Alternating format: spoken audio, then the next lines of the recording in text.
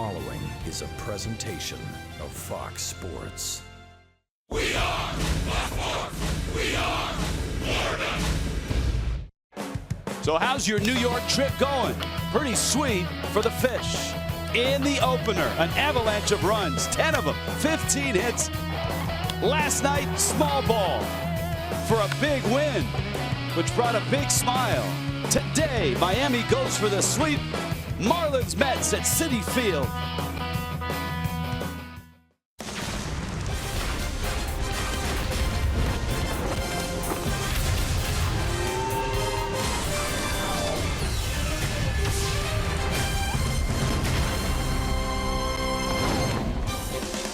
In New York, this Marlins and Mets series is sponsored by Echo Power Equipment.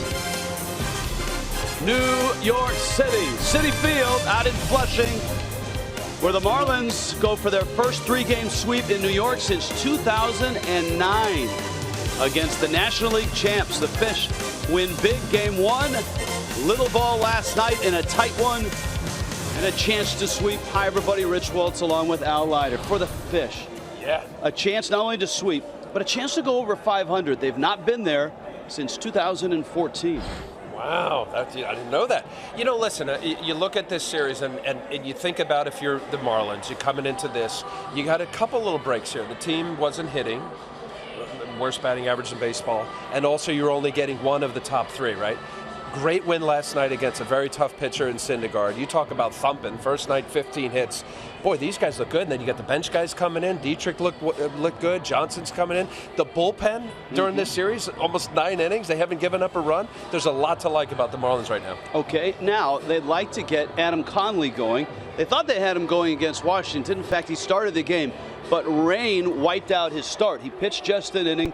What do you expect from this lanky lefty? You know, I got a chance to talk to him at length, Rich, and I like this kid. I saw him on TV, really, in spring training. I like his attitude. I think he's a gamer kind of guy. I think he's kind of caught in between being a pitcher and not a thrower. He's got the stuff to get after it. I like his combination. This guy's good. He's got a plus arm. I know Don Mattingly, Juan Nieves love him. He had a good spring, and I think there's a learning curve with what he's trying to accomplish. I know in college he was a closer for a while. So attack the zone with plus stuff. He's got a potential to be a plus end guy. Maybe some of the mystery is the Mets starter. Logan Verrett gets the start. This was to be a Jacob deGrom start, but deGrom with a lat issue, and it's Logan Verrett who goes for the Mets. Logan Verrett is a guy that's going to use all of his pitches. He's not going to wow you. He's a guy that's going to sit right in the low 90s. I think he's a guy that really is impressed Terry Collins and the Mets because he's a guy that attacks the zone. He's a strike thrower.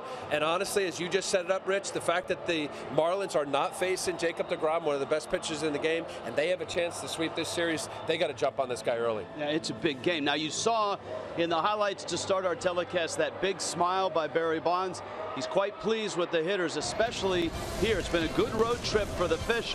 When we get back, we'll hear from Bonds as Miami and New York get set to collide, and the Marlins go for a 3-game sweep.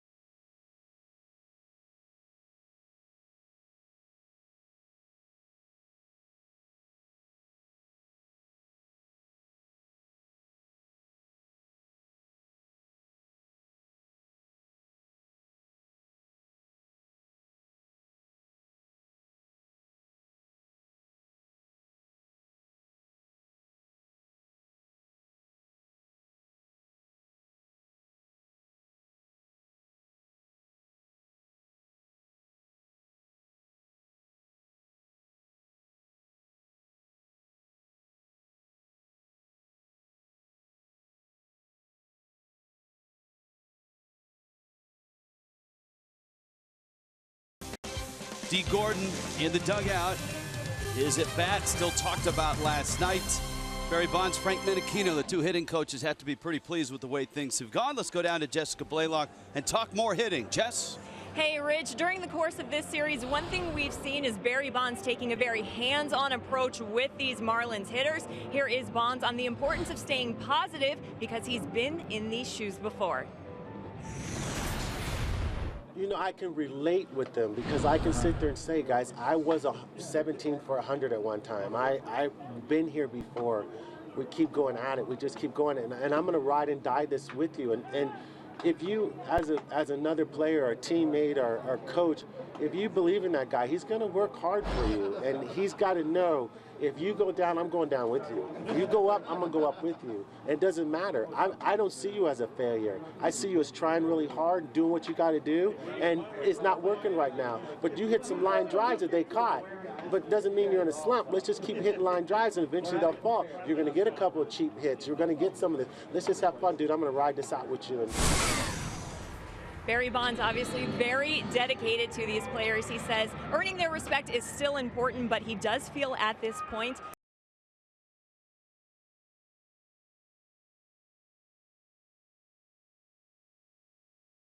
won this series. They will have the opportunity today to get the sweep. First pitch is coming up next.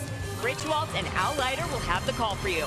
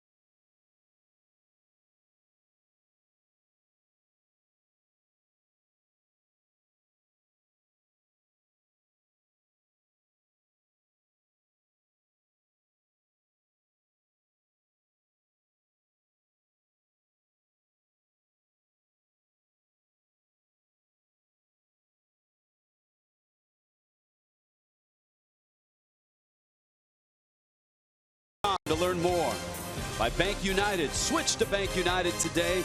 Visit us at bankunited.com or call 877-779-2265 by your local Toyota dealers. Let's go places. And by Southwest Airlines. Transparency, low fares, nothing to hide. Open those doors. Let's go. And hopping right off the 7 train is Logan Verrett, ready to face the Fish here at Citi Field. Clear, bright, and cool. That's the weather. That's the outlook. As the Mets and Marlins collide, Game 3, Fish have taken the first 2.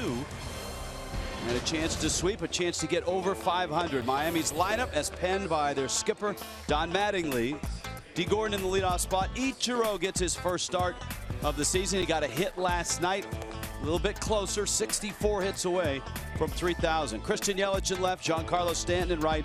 Huge at bat by Martin Prado last night. His sacrifice fly was the game winner. Justin Bour's back at first.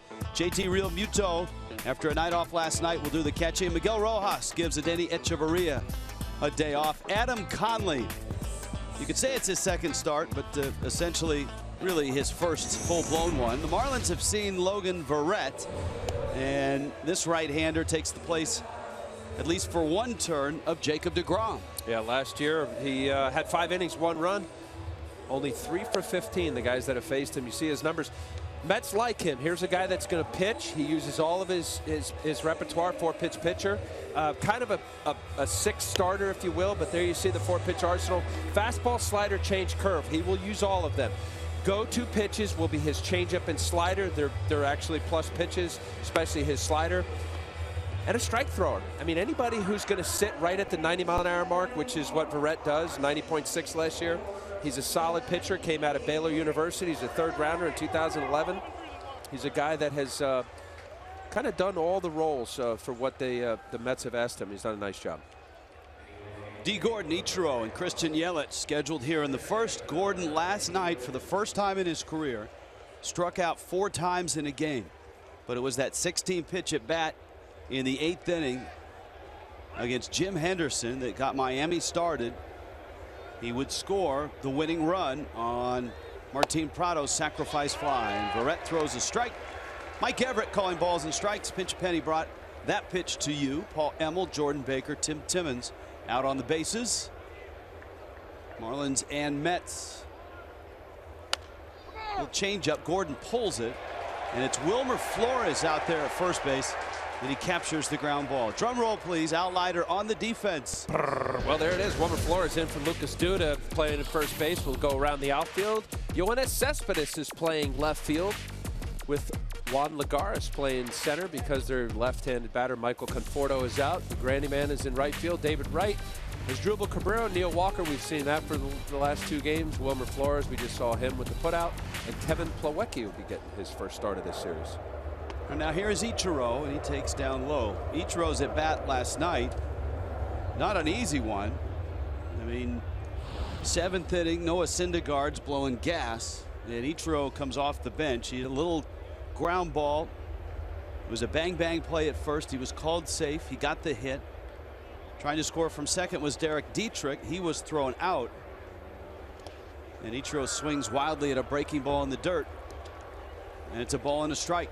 You know, I know we alluded to it last night, but it would have been interesting had Dietrich been called safe, because it would have been negated, because I believe Ichiro was out. Yeah, you would have seen a double challenge. Yeah, that would have been fun to watch. And the odd part was, had there been a double challenge, the Marlins would have kept their challenge because theirs would have been successful and the Mets would have been successful. Little flare, left field, Cespedes over, and he's there and he makes the catch. And so Logan Verrett has 2 quick outs. And here comes Christian Yelich. Well, we've already seen right here what Verrett offers.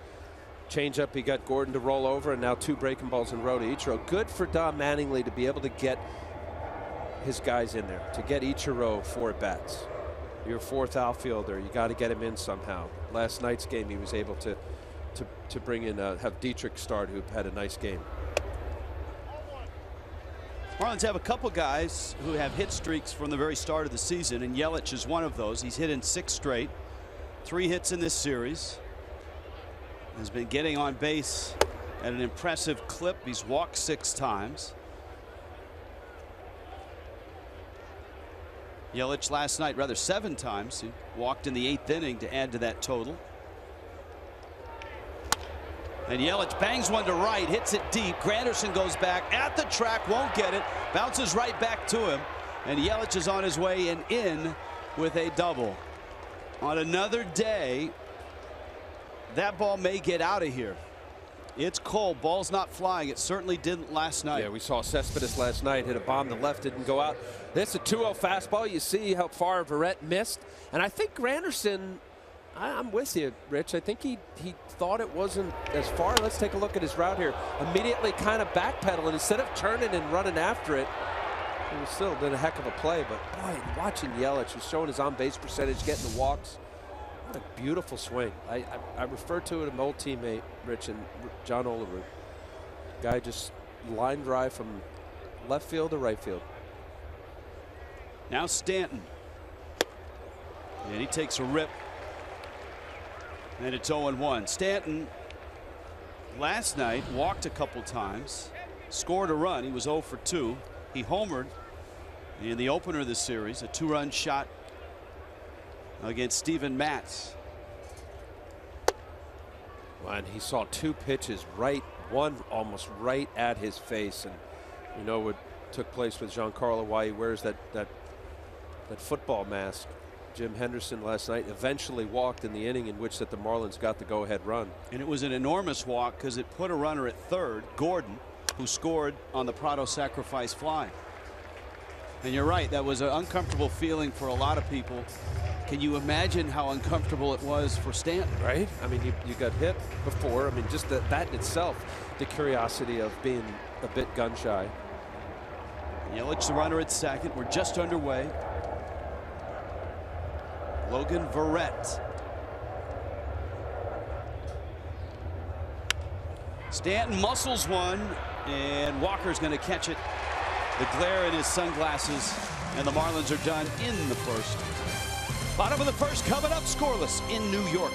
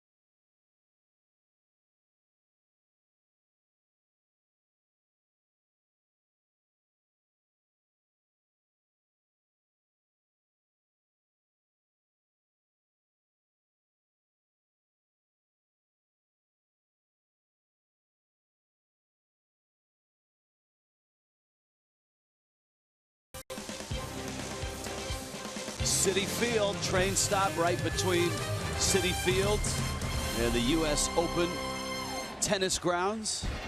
The 7. Mets, yeah, get off that 7 and get in the lineup, Curtis Granderson. Mets lineup brought to you by U Health. Granderson in right, David Wright at third, Yoenis Cespedes in left, Neil Walker in the cleanup spot, Wilmer Flores giving Lucas Duda the day off, Asdrubal Cabrera at short, Juan Lagares gives Michael Conforto the day off, Kevin Plawecki will do the catching, and Logan Verrett is the pitcher. And this is Adam Conley's officially second start, but in reality his first. He went an inning on a windy and wet night in Washington, D.C. You see this his second season. And a busted bat. Bohr went way off. Conley has to get over, and he reaches and catches and gets to the bag. And if Justin Bohr had to do it over again, he probably wouldn't have ventured that far to his right. Boy, then it becomes a foot race with a very good runner in Granderson. Boy, you're exactly right. You take a step or two, you find out exactly where your second baseman is. Because it was slow, I think he thought he may have been able to cut it off, but nice play by Adam, getting there barely. And I think, watch Conley get to the bag. Barely, huh? Just nicked it. Yeah, let's hope everything's all right. He gingerly moved away from the bag, asked for time when he got to the mound, but he is saddled up and ready to go against David Wright. A very serious and thoughtful player is Adam Conley.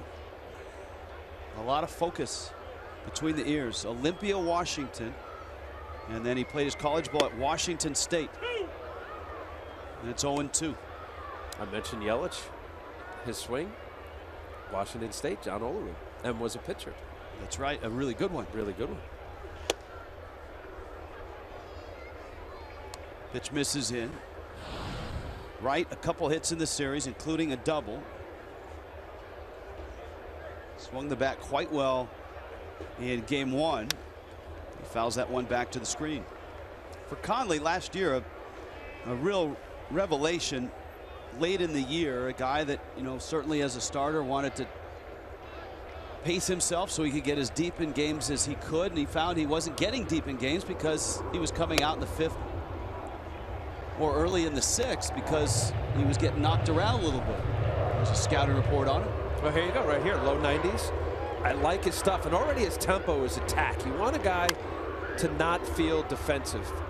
Fastball, changeup, slider, I like it, wipeout slider. Funky delivery. I mean, he's got that low 3/4, quick arm action, the slot kind of across his body.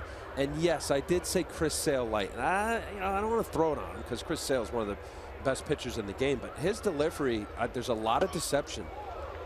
And just to have the attitude of, I'm going to dominate. And that says a lot. And that was the switch that was flipped. There's that delivery. Yeah, come at you. There's some guys that don't have the stuff that comes out of your arm to say that. Look at this. And right after David Wright, who swings and misses.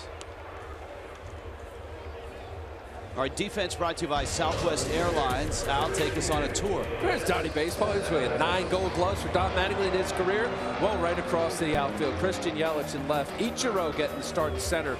Giancarlo in right field. Martin Prado. Miguel Rojas giving Danny Echeverria a day off.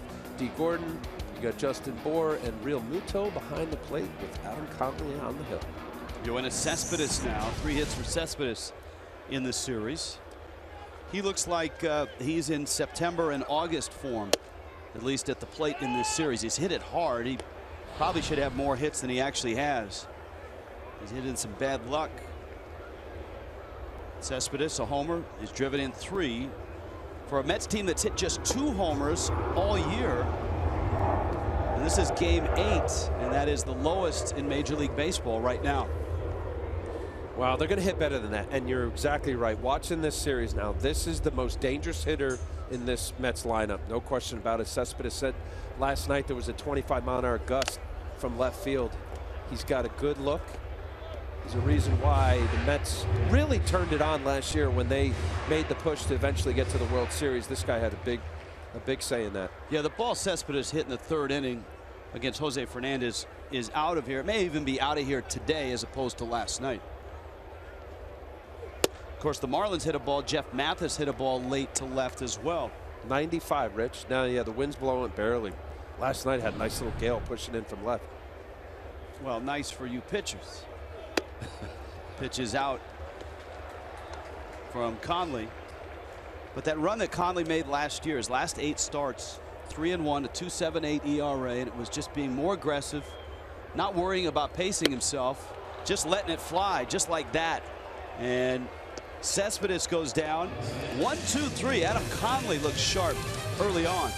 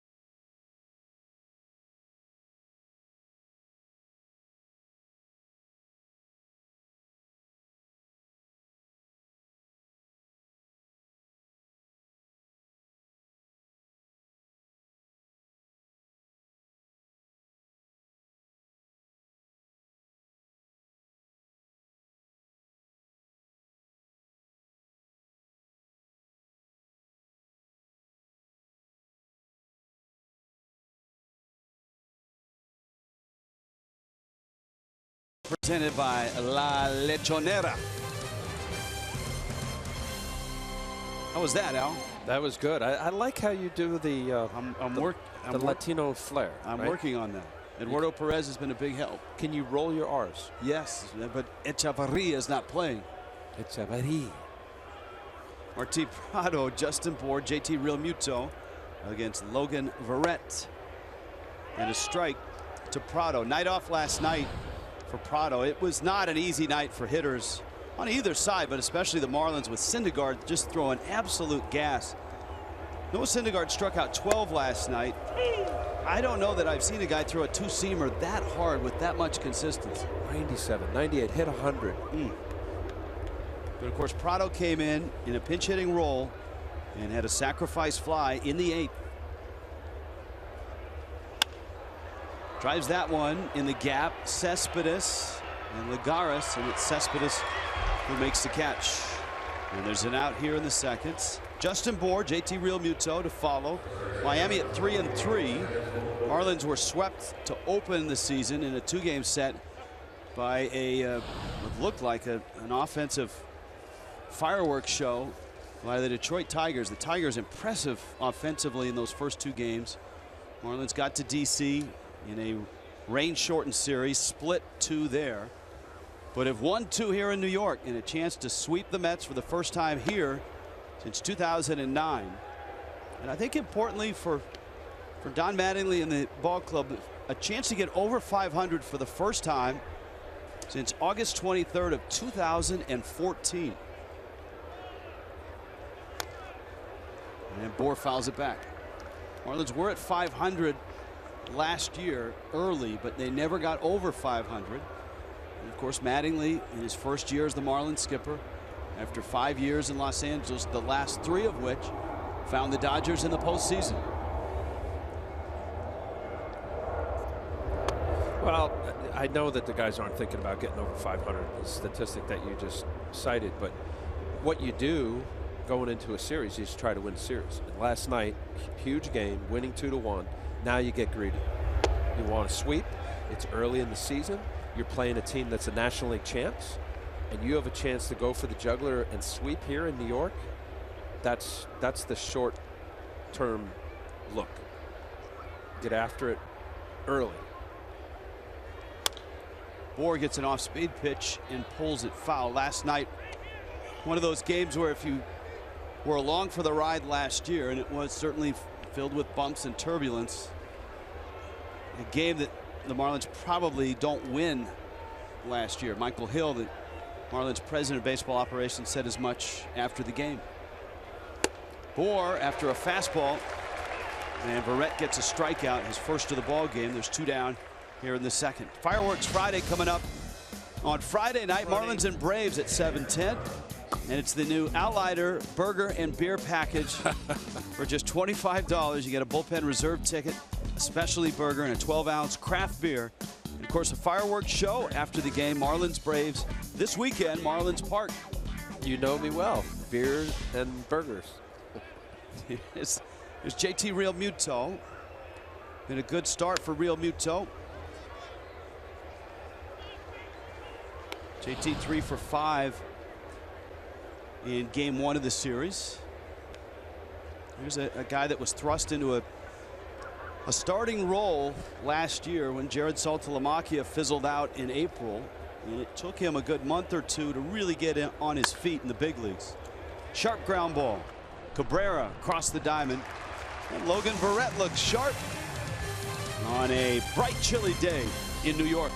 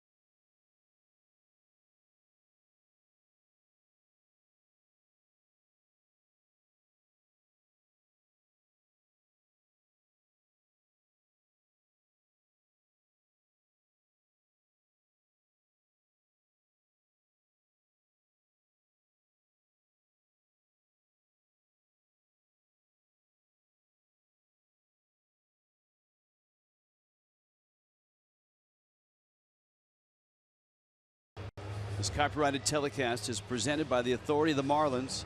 It may not be reproduced or retransmitted in any form. Accounts and descriptions of this game may not be disseminated without the express written consent. Take another bite of the Miami Marlins.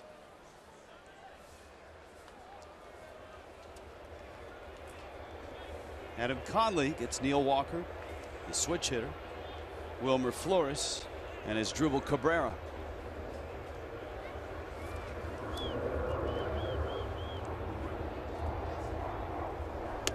Both these ball clubs, the Marlins and the Mets, had odd opening weeks because of scheduling, because of weather. The Mets had a couple of days off. The Marlins had 2 days off in a row, and that was a Friday and a Saturday. How often in baseball season do you have a Friday off and a Saturday off? Well, the Saturday rain out, but Right. a Friday scheduled game off. Well, the opener was in D.C. for the Nationals. They wanted Friday in case the weather got bad, and guess what? It got bad, but it got bad on Friday and Saturday, not on Thursday. The Mets, of course, had that odd situation of opening not only in Kansas City, but opening against a team that won the World Series against the Mets and having to watch all the hoopla and the rings and all of those things. Now, that was by accident, or was that by design? No, accident. The schedule had come out, usually comes out in September or late August. Conley misses away to Neil Walker. But I kind of like that, even though it was awkward for the Mets. I kind of like the fact that the two teams from the World Series open the next year. Nice. Right Doesn't now, the Adam Conley looks comfortable and smooth. He's struck out 3 in a row. Attacking the zone. Oh, you got behind a little bit there, but there's just a little bit of okay, go ahead and hit this. You see the expansion of the zone right there. Looked like a ball was supposed to be inside. Ends up being a ball away. But see the little late movement at the very end there? Real Muto catching it. Does the NFL, do they put the Super Bowl? A lot of times they put a marquee matchup, but the NFL schedule is a lot easier to do than Major League Baseball's schedule. I mean, you're just scheduling, what, 17 weeks and 1 game a week, whereas Major League Baseball's schedule is 6 months of constant play. 2-0, Conley working on Wilmer Flores. To right. Gordon ventures out, and he sees it at the last second, makes an adjustment and hauls it in. Wow. And he's telling his buddy Giancarlo Stanton that he just didn't see it. That's a Gold Glover. I mean, this is going a long way, and then he's got the sun to contend with right at the very end. The angle, you see, he lost it. What a play. What a player. Right there, you see it, kind of threw his hands out. Uh-oh, I can't see it. I mean, he went a long way for that. No glasses for Gordon right now. We'll see if that changes next time he goes out. Well, think about it. The angle that he had to go after it, the sun is actually over the Mets dugout, not behind home plate. What a heck of a play. Asdrubal Cabrera. And Cabrera takes a strike. Speaking of the schedule, there are a lot of people that say, why in the world are teams playing in cold weather cities early? Into right again. Let's see if Gordon sees this one. Stanton's coming on. Gordon never saw it, and it's off of Stanton's glove. Cabrera late break, and he is out at second. What a break for Miami. D. Gordon lost that one too. Stanton couldn't haul it in. Gordon was a good 25 feet away when it landed. As it is, Conley gets through the second.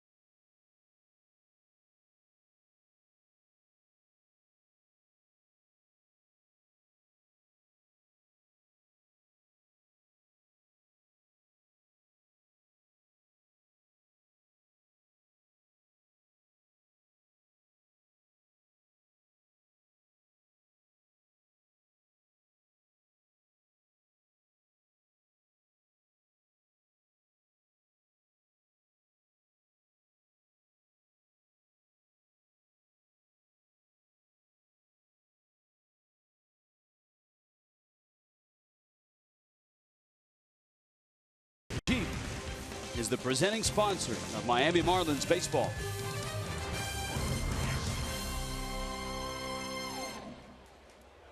Of course, when Dee Gordon gets back to the dugout, he's got to discuss the play with a variety of teammates who all have opinions and comments.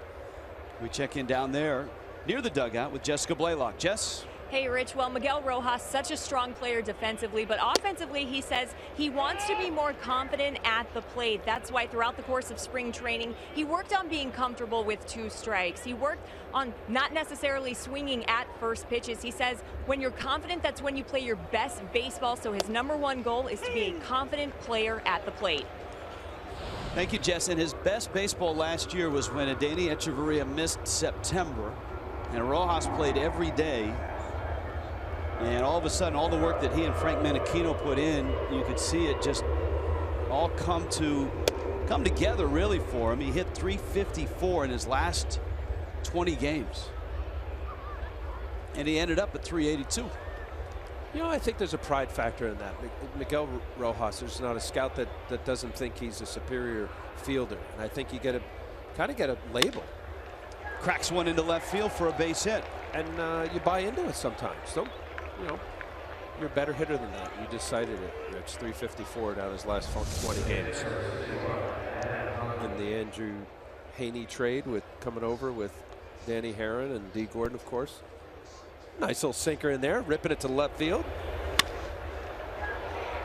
You know, I mean, it's like the hitter who's told, you know, you can't hit left-handers. You just start believing it. Okay, I guess I can't hit left-handers. Conley fouls it at the plate. Your point at the outset of the telecast is especially in this series, the Marlin bench, the guys that are not in that starting 8 on opening day have really contributed. A big night by Chris Johnson in game 1. Derek Dietrich last night with 2 hits against Noah Syndergaard, who at times looked unhittable. Conley fouls it at the plate. And now Miguel Rojas getting a start, and he has a base hit.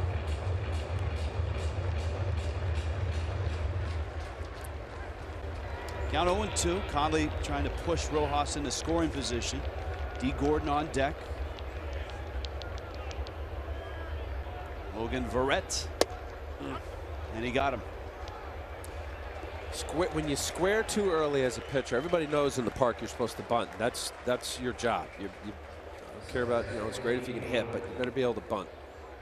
And I always thought when I square too early, there's like you're waiting too long. And they anticipate. Look, he's squared early. I know it's not a sacrifice is what it is. A little slider down and in.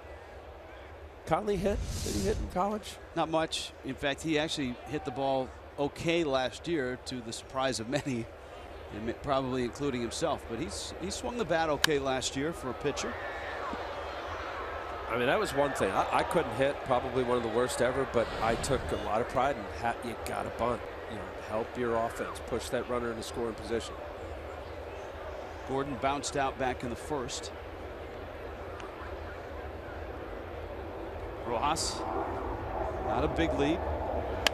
Gordon pulls a ground ball. Flores out there and just getting Dee Gordon. That's not easy to do, but the Mets infield does it nicely. Flores to Cabrera and back to Flores, and a double play ends Miami's third in a scoreless ball game in New York.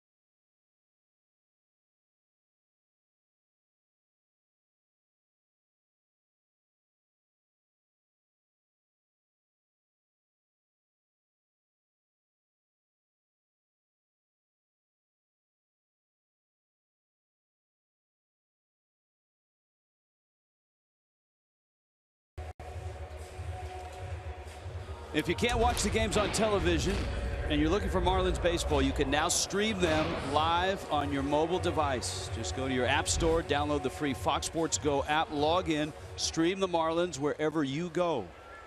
No more blackouts.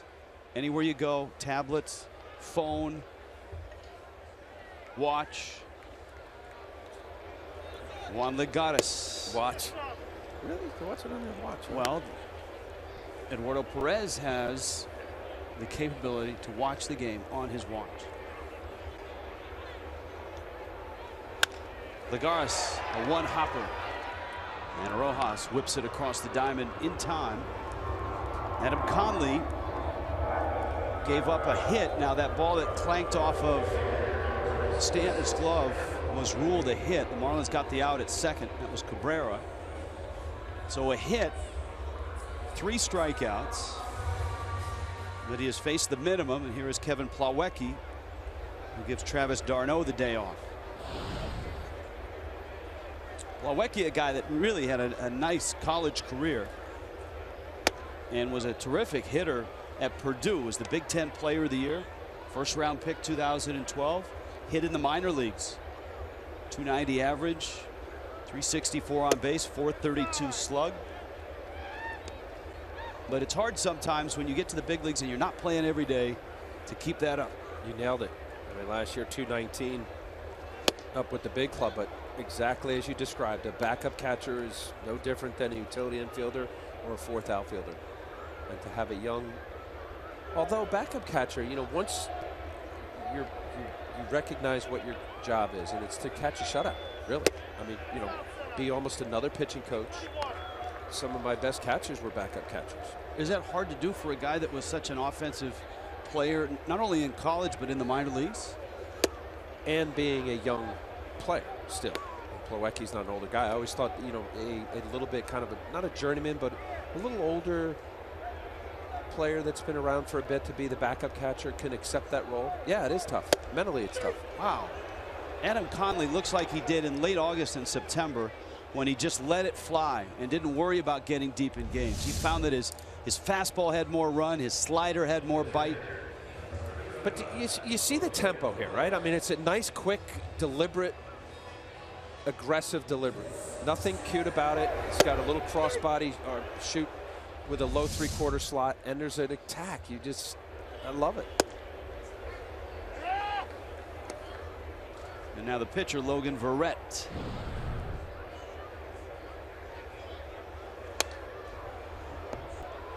And Verrett fouls it back. Conley keeping the tempo going. Count 0-2. Marlins head home. Off day tomorrow. Braves on Friday. And the Mets are headed to Cleveland. And Verrett's headed to the dugout. Adam Conley, super. 5 punch outs the first 9 he's faced.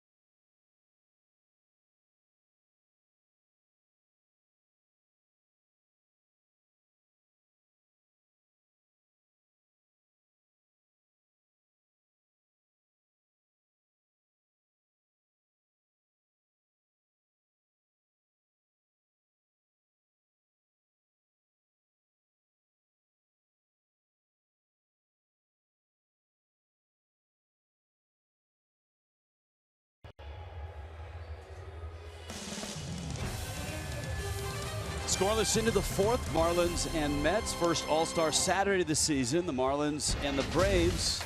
It's a 7:10 start. University of Miami family night. All-you-can-eat seats for just $28. First 5,000 fans. A Charles Johnson All-Star bobblehead, courtesy of Pepsi. That's this Saturday. 3-game set with Atlanta starts on Friday night. And Saturday night starts the great bobblehead promotions that the Marlins have throughout. Giancarlo Stanton. Barry Bonds. Giancarlo's been standing there the whole time since he's come in, talking to Barry. Boy, what a resource. Just got a chance to talk to Don Mattingly for at length before the game, Rich. And, you know, just watching Barry, how refreshing was that the first game here as Barry went on about, you know, his hitting philosophy. And for these Marlin players, take advantage. School is in session. Well, and the discussion might not be about hitting to begin with. It might be about playing in right field, because Bonds was an exceptional outfielder with an armload of gold gloves. But I'm sure it'll get around to hitting. I'm going to guess it's hitting. Yeah. Barry's a good left fielder. I don't know. He's going to leave right field alone. But just the 8 gold gloves. Yeah, no, he was good. He was good. All right. No question about it. I remember. He annoyed the heck out of him. Both sides of the ball. But even Donnie, I was joking with Don Mattingly about, I said, do these guys know what you did? Ichiro rips one into right center field. That's a base hit. He can run. That might be 3. Lagares gets to it. Ichiro to second. He'll hold there. His second hit of the season. He had a pinch hit last night. And a double, a solid double to open up the fourth. Now you've got Yelich, Stanton, and Prado lined up. Off speed, breaking ball down and in. Same pitch that he threw him flying out to left field. Nice hitting. Gosh, Ichiro keeping the bat path through the middle of the plate and the middle of the field. Nice hitting. I'm not trying to be. I think a couple years ago, Rich, I think he'd have gone for that triple. Ichiro 63 hits away from 3,000 now. And here is Yelich, who banged one off the wall in right field for a double in the first. What do you figure? Ichiro gets about 40 starts, assuming, you know, everybody's healthy. What is it? If everybody's healthy, Ichiro probably starts 20 to 25 games, would be my guess. Oh. All right. I'll readjust that number. But as Yelich sprays one in the hole, Cabrera gets the out. However, that's the qualifier is if everyone's healthy. That's right. As you know, no one is healthy throughout the course of 162 games. This is his first start of the season, right? It is. So, yeah, 25-30. I think the key for Ichiro, and Don Mattingly said it before the season, he probably won't get as many at-bats as he did last year. He had 398 at-bats. Ichiro played in more games than any Marlin last year. 153. Shows you the injuries that the Marlins had, especially in that young, talented outfield. Now Stanton. And we'll see what going to school with Barry Bonds does for Stanton here in this second at-bat against Logan Verrett.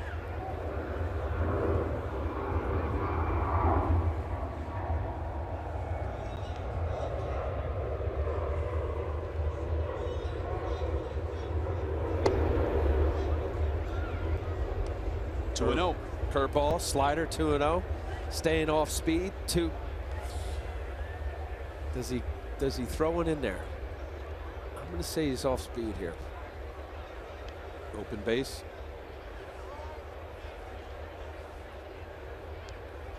There's the off speed, and he gets a strike. Yeah, I mean, it's. Do you want to challenge a guy that can hit it out of Yellowstone, or pitch around him, make him hit your pitch, and if not, you'll take your chances with Prado on deck.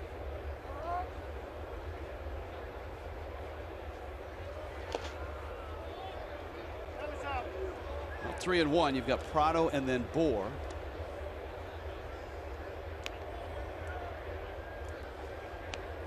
There's a couple pigeons.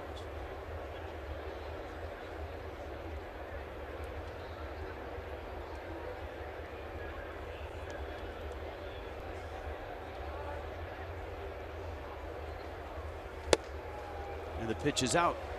One thing I've observed in the offseason when the Marlins signed Barry Bonds to be their hitting coach, talking to some of the players that shared a clubhouse with him that were on his team, the thing they said, they would go through the process of go to the hitters meetings, look at videotape, and then go talk to Bonds, because he was kind of the final authority, and he would have stuff that a lot of those hitters never even considered.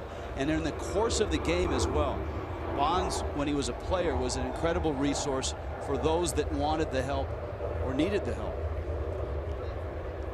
Which I think is refreshing, and I was curious when the Marlins hired him, how would he get with his hitters, and is he going to be a guy that's going to immediately get in and start changing things and giving his philosophy? It hasn't been that. He has kind of felt his way along and see who needs what, who wants to engage more or less. And as he said to us on Monday, everybody's going to bleed at some point. Somebody's going to need a Band-Aid. Ichiro the runner at second, Stanton's at first. Prado flied to left his first time up. He fouls it back.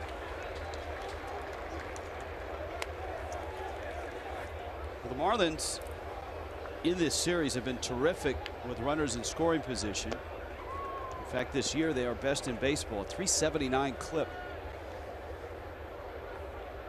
10 of those hits in 23 at bats in this series.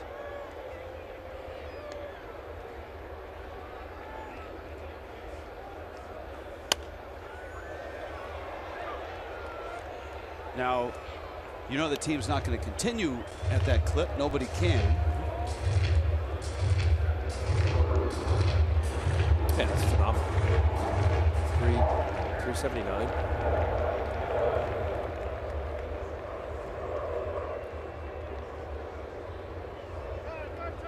Well, in the first game, right? 15 hits, 10 runs. That had to help the runners in scoring position. I think what makes both Barry Bonds, Frank Menechino, and you can throw Don Mattingly in there quite happy is that it's from top to bottom. The Marlins are getting excellent at bats from the bottom of their lineup, from bench players that get starts or come in. Prado swings and misses. Barrett gets strikeout number 3. Tough pitch right there from Veretti. He attacked Prado with fastball, fastball, fastball, 3 in a row. Got in defensive count. You could see that little slider down and away. Tough pitch. Prado, good hitter. You talk about a guy that puts the ball in play. Didn't there. Mets now shift for Bour. Justin Bour has 5 hits, and 4 of them have been to left field. And you wonder if teams are going to start to adjust, or if this is just a blip on the spray chart radar. That one down the corner and deep.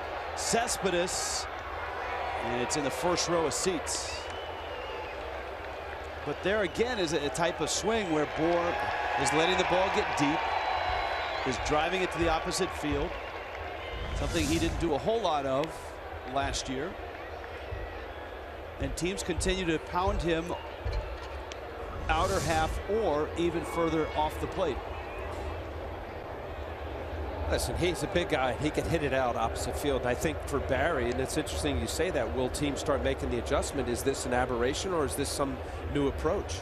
And I think Barry's instilling in Justin, look, you're strong enough to go to left field as well as pull a ball.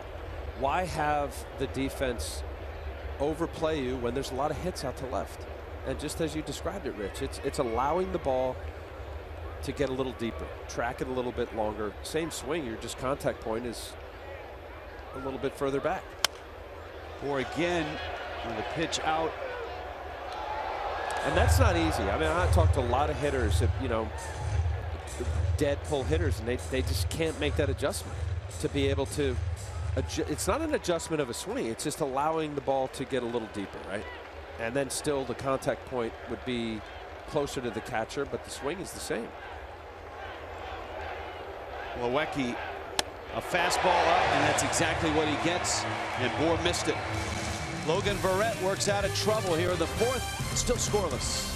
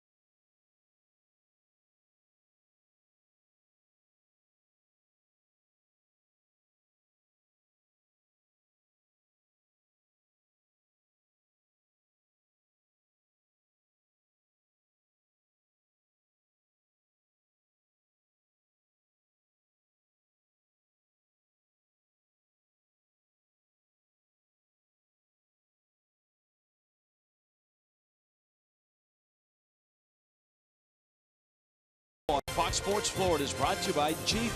Visit Jeep.com to learn more. By Checkers. Fast foodies know the deal. And by your South Florida Chevy dealer. Bright blue skies in New York. Of course, the obligatory plane over Citi Field from LaGuardia. Al Leiter next to me. Was it? Is this flight pattern any different from Citi Field as it was from Big Shea? As a matter of fact, if I think about Shea Stadium, which would be behind us where we sit behind home plate, it'd be a little bit closer to the flight path. I never noticed it. People have asked me, boy, those planes going over when they're taking off, do you notice it? No, never really paid attention. Adam Conley, first time through, struck out 5. Top of the order, Curtis Granderson, David Wright, Yoenis Cespedes in the bottom of the 4th. And it's been a struggle for Granderson. Finds a hit in right center field. Ichiro scoops it up. Granderson snapped an 0 for 20 with a hit last night. And the leadoff single here in the 4th. It's the first time now that Adam Conley will have a runner at first in the ball game. Remember, the hit in the 2nd was Cabrera's pop-up that bounced off of Stanton's glove, and Cabrera was thrown out at 2nd. Well, second time around now for Adam Conley, and I chart the game, Rich, and I out of the 41 pitches, I only have him for 2 sliders. I mean, he has just basically attacked these Mets hitters. So often, second time around, lineup has seen you, incorporate your other pitches. He's got it. He's got the good slider and also a pretty good changeup. He's still working on the changeup as his 3rd pitch. In game 8, he's the first lefty starter the Mets have faced.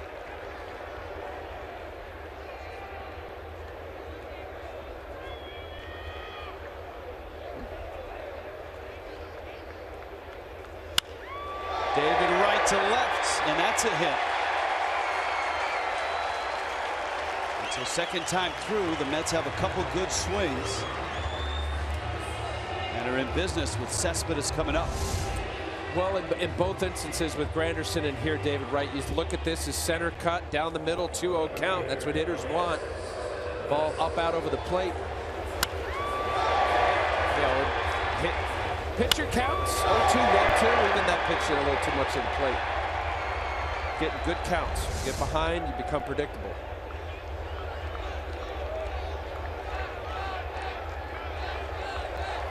Granderson, Wright, and now Cespedes.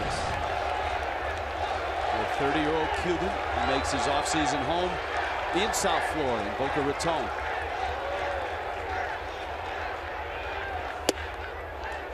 Conley comes in and gets a strike. He struck Cespedes out in the 1st. Good low ball hitter. Cespedes, when he gets behind, he does swing at pitches out of the zone.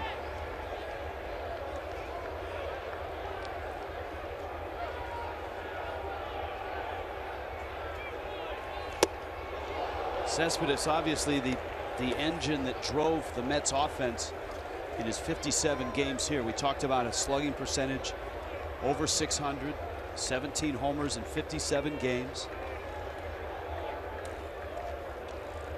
And in spring training, he drove the media into a frenzy with his arrivals every day. Different car, different scooter, different this, different that. He even arrived on a horse in spring training. And he convinced Noah Syndergaard to ride behind him on another horse. Did he go? Did he want to hit that one? So you're going back to last night. Al Leiter had a dissertation last night on the check swing. And no dissertation. I mean, the umpire's interpretation. Interpretation of whether he wants to hit or not. I feel like it is the political season. Because of the equal time amendment, we should invite Keith Hernandez over to give you the hitter's perspective on the check swing. be fine. Actually, on Friday night. I think the problem with the rule is, and you know this, you do an awful lot of games, it's all over the place. And it's dependent on a guy who's standing 110 feet away from the home plate area, the base umpires. 1-2. Foul back. So your solution to tightening up would be? I actually think the best angle to really see whether he's swinging is in the dugout. So if you really wanted to do it, Just ask the dugout. one of the big things is, yeah, ask the opposing manager or your own manager. No, have an umpire in the dugout. The worst thing hitters don't like is that the home plate umpire calls it. Right, without an appeal. And the fact that the catcher can ask for an appeal, and it's granted sometimes. But a hitter can never ask for an appeal. What would you? Right? I've had hitters do that, where he checks swing and he points. Did I go? Didn't work, though, did it? Conley carves up Cespedes. I was waiting for that high fastball. That's his little area where he's just not as good. Stay upstairs. You see where Real Muto is setting up. Stay higher than high. It's got plate coverage, but his happy zone is somewhere down here. That's a nice pitch. Stays in it. Aggressive through a slider and a changeup, and then elevated. Good sequence. And a big out. Yes. Cespedes is very dangerous. 6 strikeouts now for the lefty out of Olympia, Washington.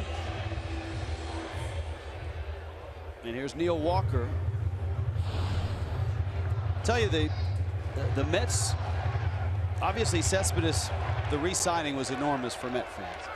But adding Neil Walker, adding Asdrubal Cabrera, revamping that middle of the infield, and it certainly will help the lineup because you got 2 guys, switch hitters. That one fouled back. Walker, a proven major league hitter. Cabrera probably more decorated than Walker, a 2-time All-Star.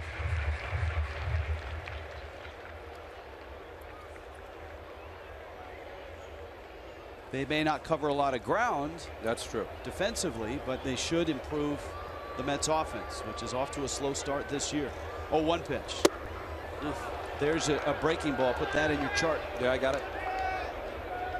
Little slider down and in, back foot. Watch this pitch right here.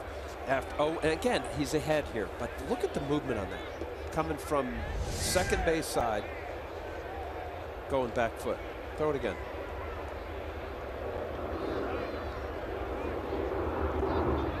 The impressive thing when Conley made that adjustment last year and decided to just let it loose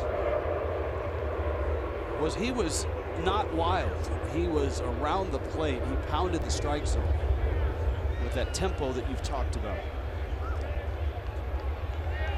0-2.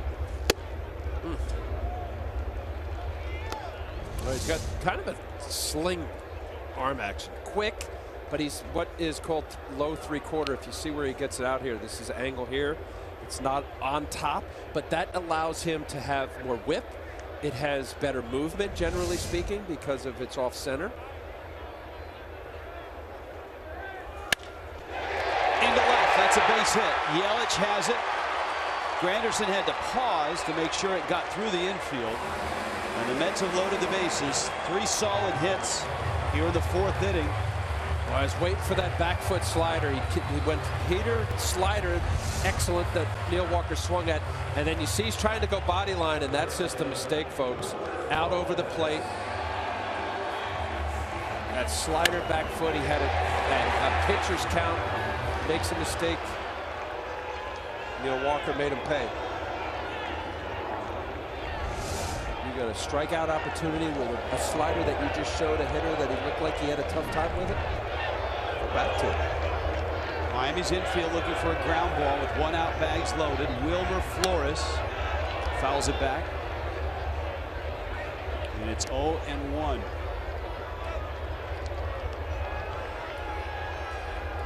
Good fastball hitter here. Now use that slider. You want a ground ball. You want some action that's going down. His fastballs are elevated. Easier pitch to hit to the outfield, sacrifice fly. Bury that slider down in. Make him work for it. Something down and in. That breaking ball that's busting in. Make him fight.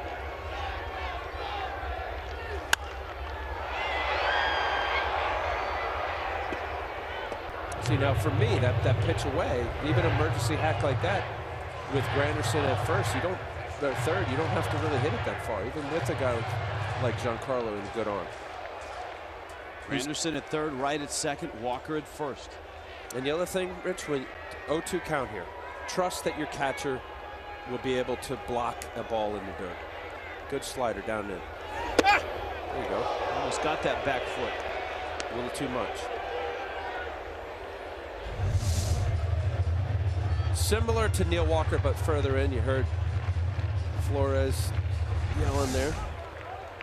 Do you double up? Yes, absolutely. It's a ground ball, it's a strikeout pitch, and it's hard to get that ball to the outfield. Unless you hang it, throw a good one right here, down and in. A little too much. All right, now you got 2-2, you don't want to go to 3-2. This is an action ball. You see where JT sets up inside. You don't have to be too cute with it. Just something that looks hittable down and in. I'm going in there again. With a slider? Yes.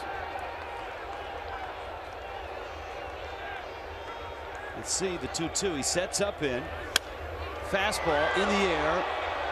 Bohr in foul territory, makes the catch, runner tags, Granderson starts and stops, and Bohr's throw just wide of the plate. Conley gets that second out, bags are still loaded. We've seen Dee Gordon have trouble with the sun in the same angle. Bohr has the glasses on. That was a nice play by Justin Bohr. He went a long way. Dee Gordon just deferred to him. Not an easy play. Well, not an easy out at the plate is Drupal Cabrera, who singled in the second, although his was a pop-up that was in right center that Gordon lost and Stanton couldn't catch.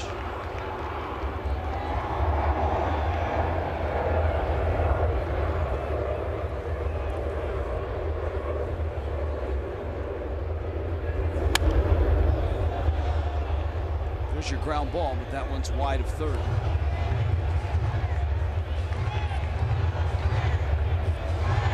Now I just need an out, right? 2 outs somewhere. Anyway.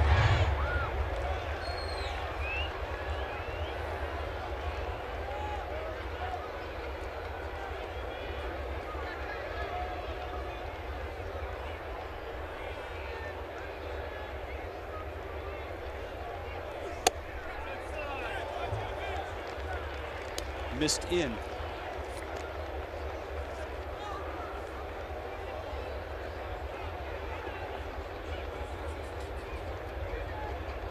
Not a bad spot to miss.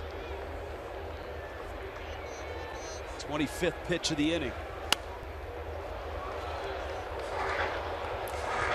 As far as release point, I know he's certainly not as tall, and he doesn't throw as hard. Any Randy Johnson? Yeah, Randy was at low 3/4. Boy, he was a big, tall drink of water. Wasn't he throwing 95 to 100 back foot slider? He had that good back foot slider. I believe the nickname of that pitch was Mr. Snappy. Snappy? Nasty. 1-2. Nice. Got him. How about that? Adam Conley with the bags loaded and 1 out. Gets out of it. And the lefty making it his first real start of 2016 in a scoreless duel.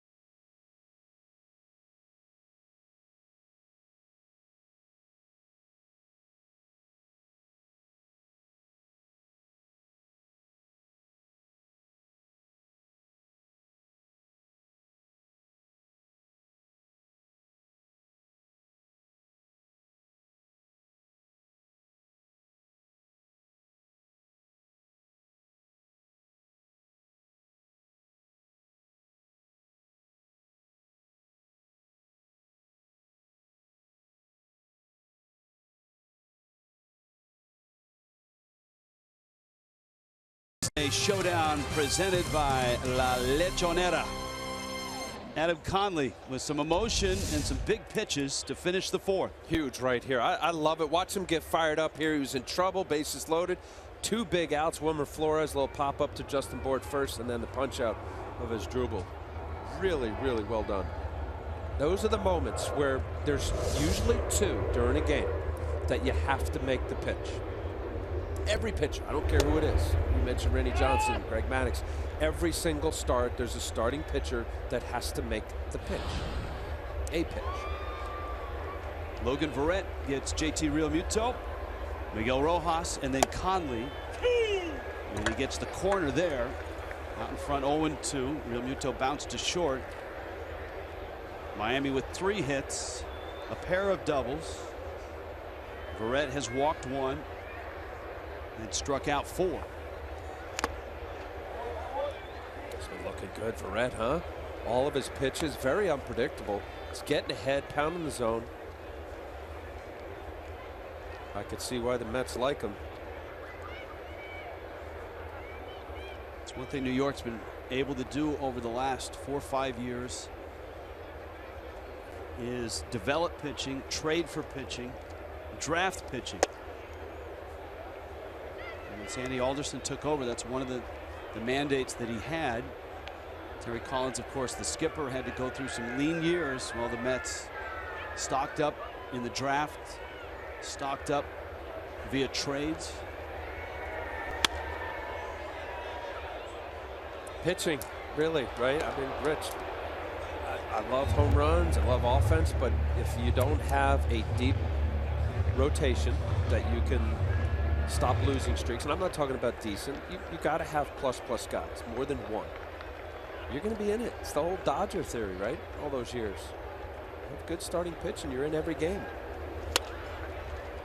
Roller to short. Cabrera gets Realmuto. 1 out in the 5th.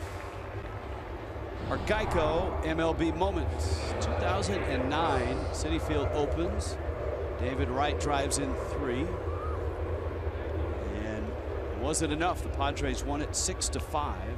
Of course, in 2008, the last game at Shea Stadium, that was a Marlins-Mets matchup. The Marlins in 07 and 08 finished their season in New York, in Shea, in both years by winning on the final day of the season. Miami knocked the Mets out of the postseason, and they ruined what was a celebration of the history of Shea Stadium because the Mets planned the ceremonies for after the game.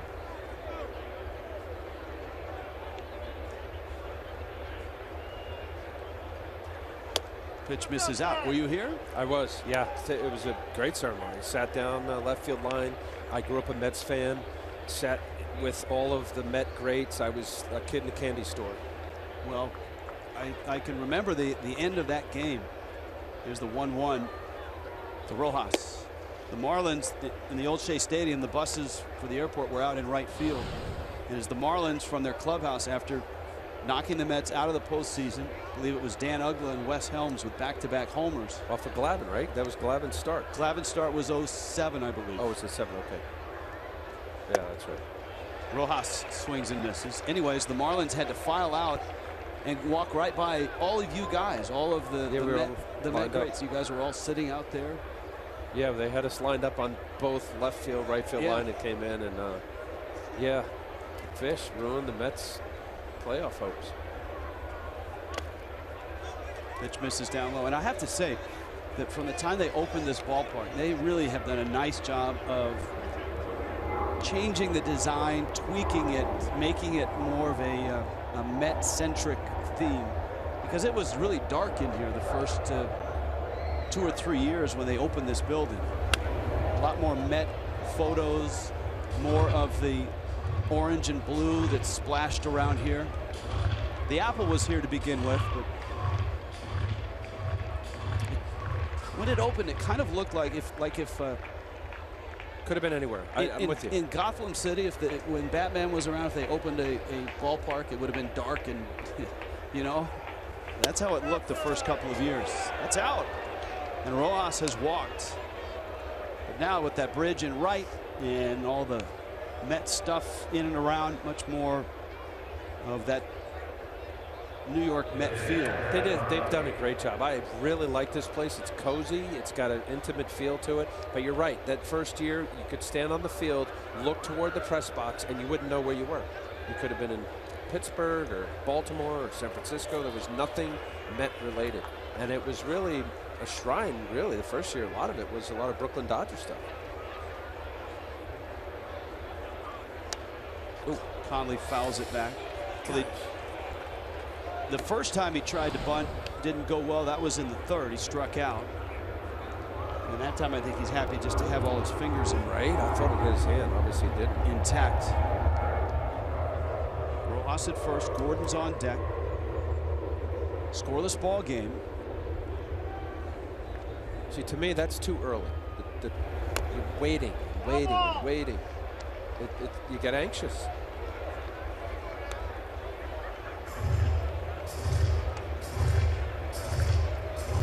Well, Adams got to work on bunting a little bit.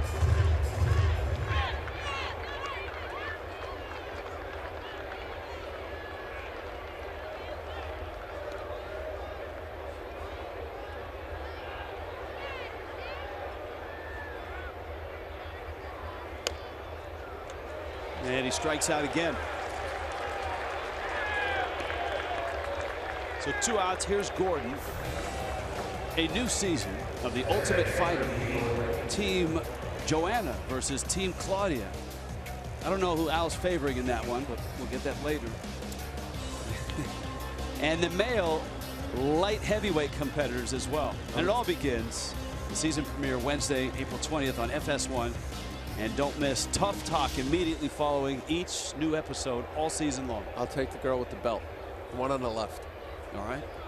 That's Joanna. All right. I got Joanna.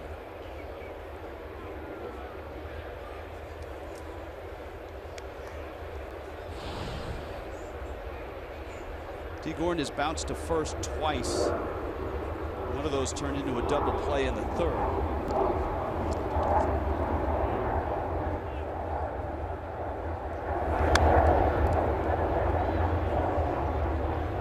Well, you got a game this a little less marquee, if you will. Last night, Jose Fernandez and Noah Syndergaard. But in a moment like that, Rich, runs are sparse right now, right? There's only 7 hits combined.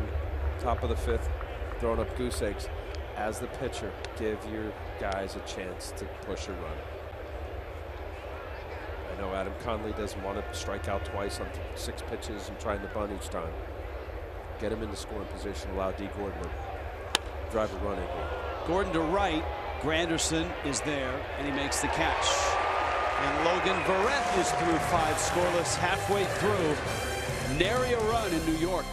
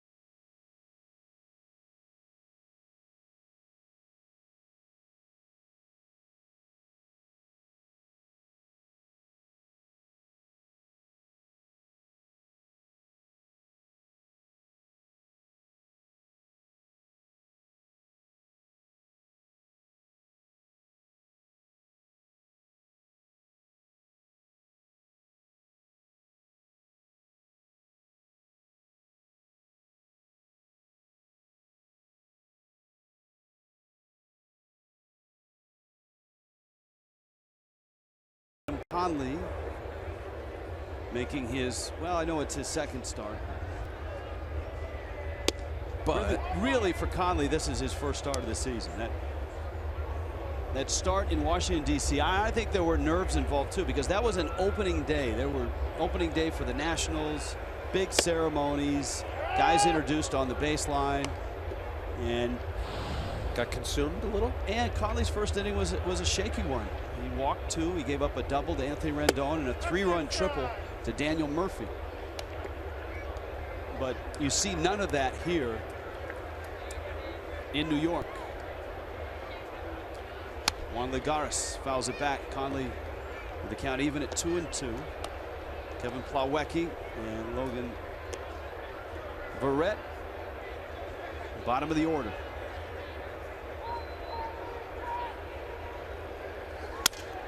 Busted bat, Justin Bour. There's a, you mentioned Daniel Murphy. How much do the Mets, will they miss him? You talk about a professional hitter. I know defensively he might run into some outs, but gosh, does he give a good at bat.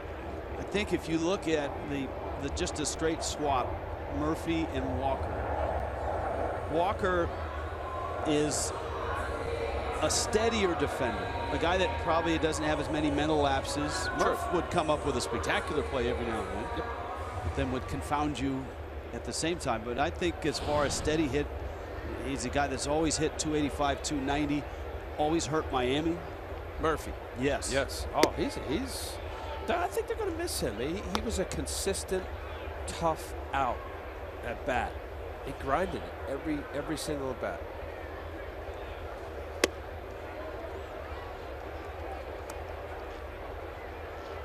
You know, this team has struggled offensively, right? The worst batting average in baseball. Only 2 home runs so far. And it's early.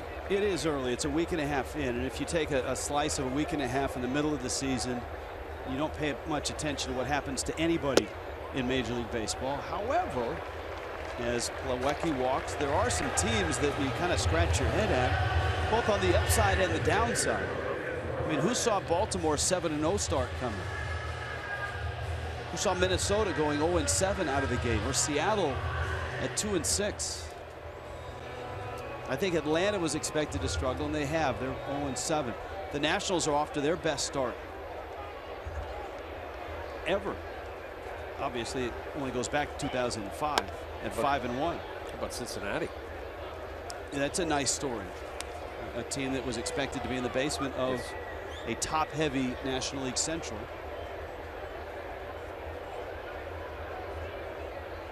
White Sox right now on top, tied with Kansas City. That's why you really can't handicap baseball. It's harder and harder. Now there's a good bunt. Yes. And Prado gets the out, and so Logan Verrett helps himself.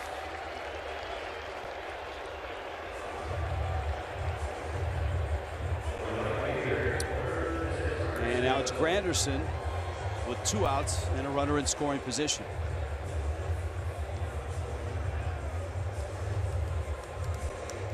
Well, especially a 4-pitch walk to the backup catcher in Plawecki, leading to Verrett doing what he's supposed to, put the runner in scoring position.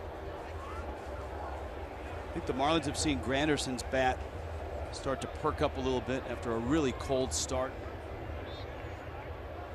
He singled in the 4th. Conley misses in.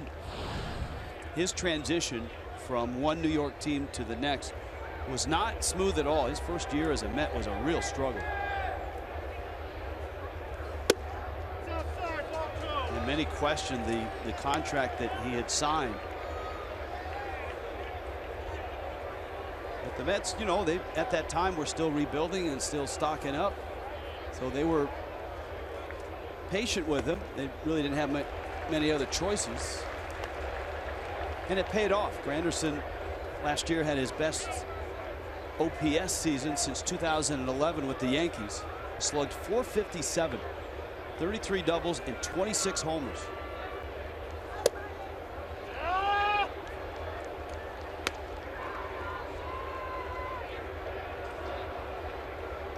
Conley That pitch just off when he got the call.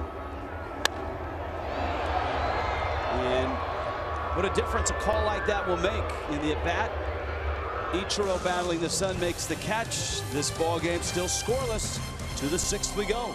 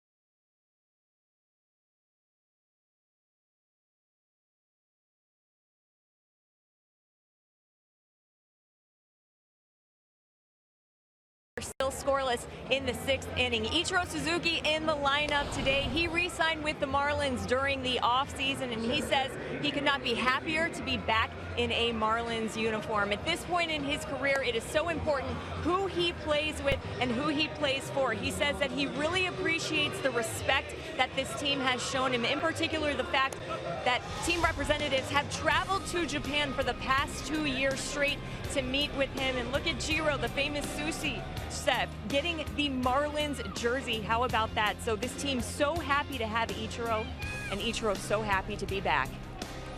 That may be the most famous cook in the world, or chef, I should say. Sushi. Jiro? Yes. Ichiro doubled in the 4th. He flied out in the 1st. Talking to some folks who have seen Ichiro since he arrived in the big leagues, and I have as well. I was in Seattle when he got there in 2001. He has the same workout routine. He's 42 now. There's no, I mean, you know, guys who are that age who are headed to the Hall of Fame that are just hanging on and just in the last years of their contract and career. Not always guys who, how shall I say, are great teammates. You know, they're a little aloof from the youngsters. But Ichiro is the youngest 42-year-old I've ever seen. Whether it's pop culture, music, being with his teammates, He is. Yeah. style. I mean, it's really fun to watch. And even on nights where, you know, he's not in the lineup, obviously, he's going full bore, batting practice, full bore in the outfield, shagging fly balls. He loves it. He does. Yeah. Genuine love for the game. Well, you know, having been at Marlins camp, that trailer truck with all of his equipment and exercise machines. Yes. And, I mean, you talk about. He brings those with him. He had them in Seattle. He had them with the Yankees, and he's brought them to Florida. It's like a chamber of horrors. Little ground ball, diving stop Flores, and he gets the out. Just barely. And Ichiro is out number 1. Christian Yelich, Giancarlo Stanton to follow in the 6th against Logan Verrett.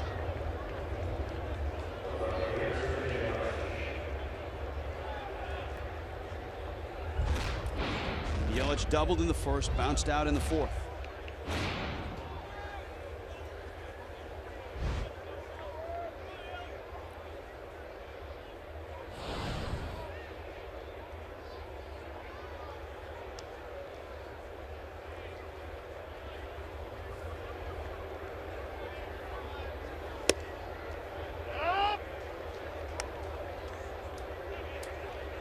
Logan Verrett, I'll tell you, he's pitched a heck of a game. You talk about using all your pitches, not overpowering, but pitching. Fastball, changing speeds, unpredictable, behind in the count, throwing his curveball, changeup, spotting his fastball.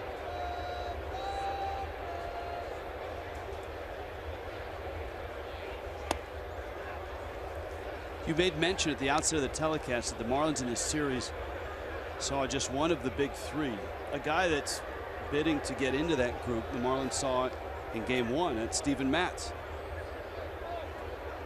Not in terms of velocity, of which certainly Syndergaard and Harvey have it, DeGrom. But Matz, in terms of success last year, was really, really good. The Marlins knocked him around on Monday night.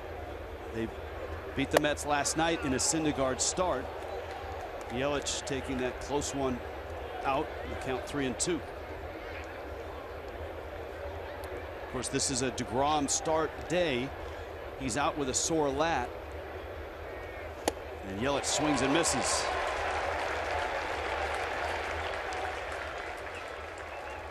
And Verrett continues to baffle the fish. Sunday fun day on the 17th. Marlins finish off the series against the Braves at 110. The Pepsi 4 for $70 4-pack is in play. You get 4 tickets, 4 KMB Franks, 4 Pepsis for $74. Kids get a Marlins cap courtesy of Fox Sports Florida. Now Stanton, for his third at bat, he's popped out and walked. Up until that 1-0 count, the last 8 batters, Rich, strike one. 14 of his last 15 batters, strike one. Get ahead when you don't overpower. Create some doubt in the hitter's mind. And don't throw anything down the middle to Stanton. Well, yeah, once you he had the unintentional intentional walk in his last at bat. And same thing here. 0-0 game. You got a guy that could hit out of Yellowstone. Look at that 3-0 slider. That's saying go ahead and swing. I'm not going to give you anything to hit.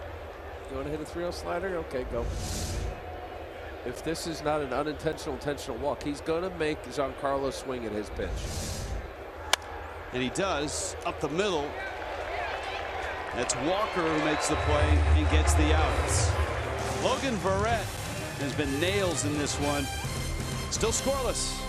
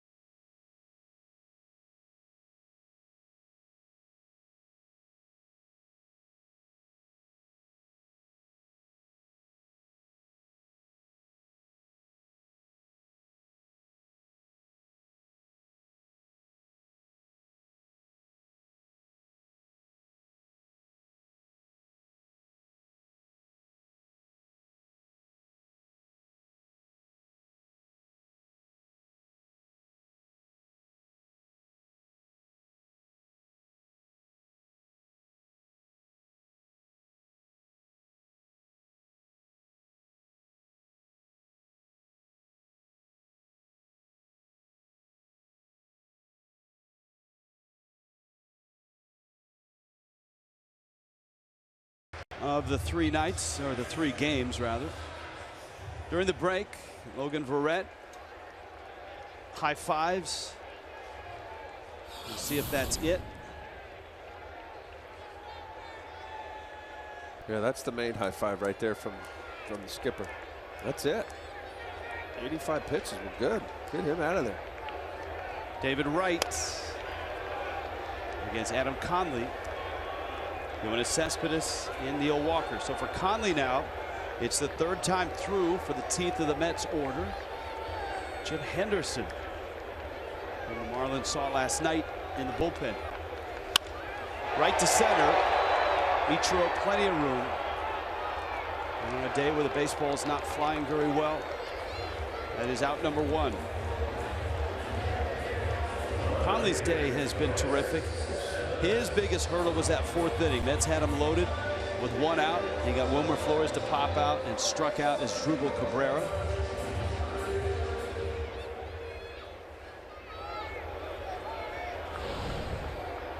Cespedes is a fan of neon. For whatever reason, he's always had a little neon this or a little neon that. You see the gloves in his pocket, the tape on his bat. He had a neon necklace the other day. Really?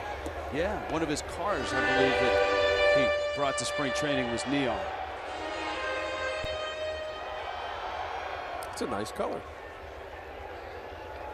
Superstitious? Possibly.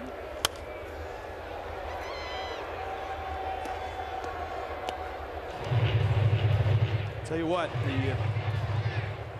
the start of his career in Oakland, I remember when he left Oakland and ended up in Boston. Oakland traded him. Bob Melvin, the skipper of the Athletics, really missed him. He was such a presence in the middle of that lineup. 51 games in Boston and then on to the Tigers.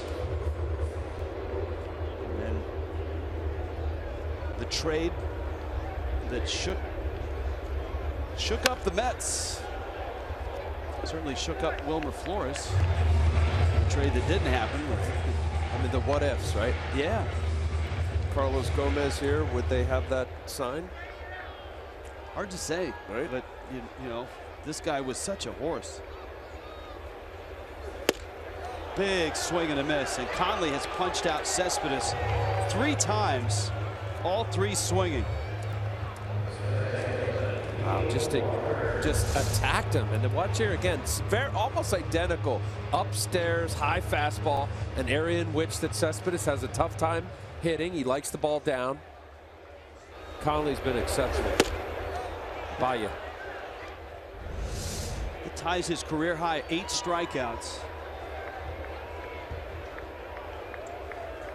And now Neil Walker. Ooh. Bringing Prado in. You're going to play back? I'll play it one down.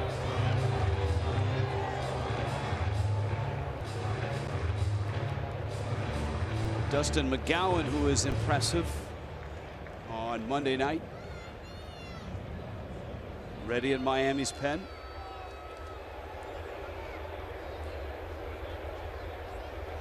Conley, who really won a spot in the rotation in spring with an ERA under 2.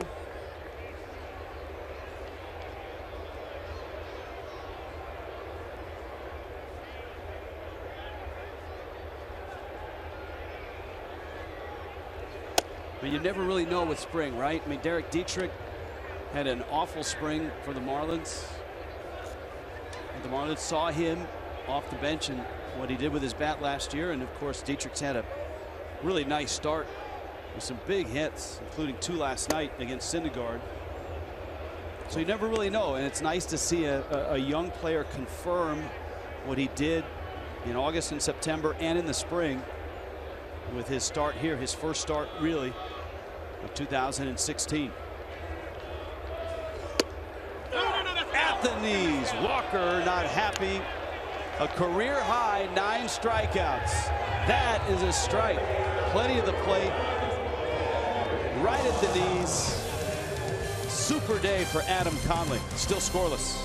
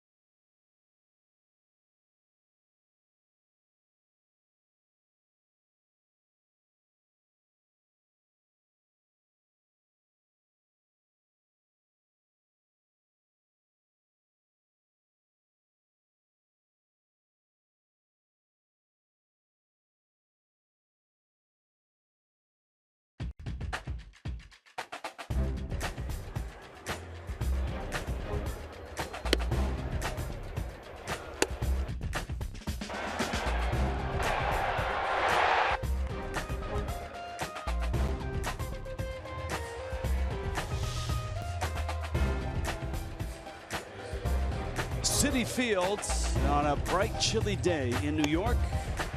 Mets and Marlins finishing off a 3-game set. There you go, your temperature low 50s. Not as much wind certainly as the first 2 ball games.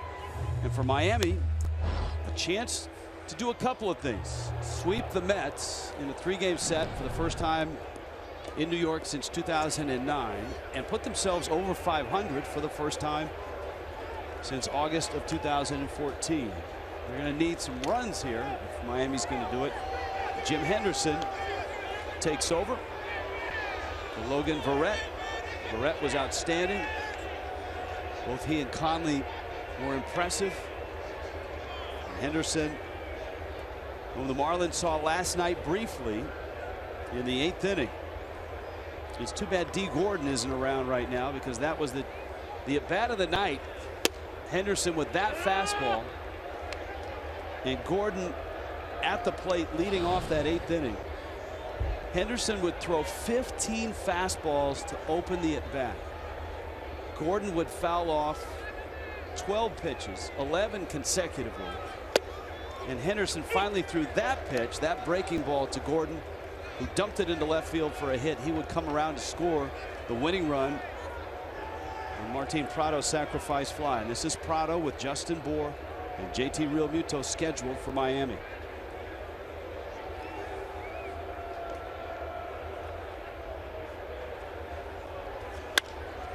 Into center, a solid line drive hit.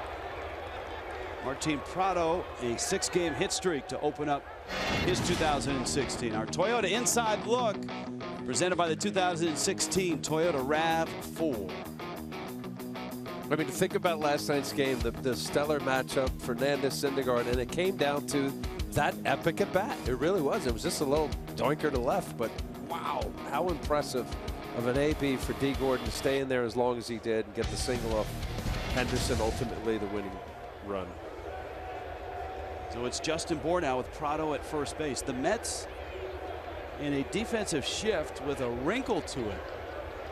David Wright is no longer at third. The Mets have put Wright over where the second baseman usually is. He is the closest infielder to first. Maybe because of his lack of mobility, they want him in a spot where he doesn't have to move as much as Neil Walker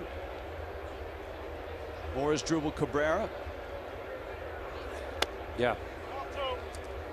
I'm with you there. Neil Walker, if there is a stolen base, you got Neil Walker to be able to get over to second base, as Drupal Cabrera's got to cover a lot of ground. And Walker is out by second. Cabrera over at that shortstop spot. Bour happy to see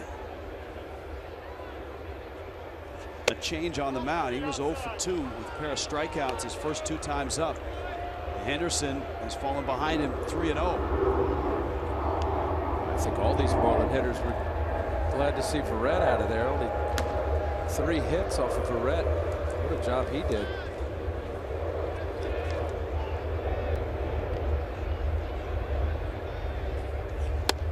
Henderson, really good start opening week.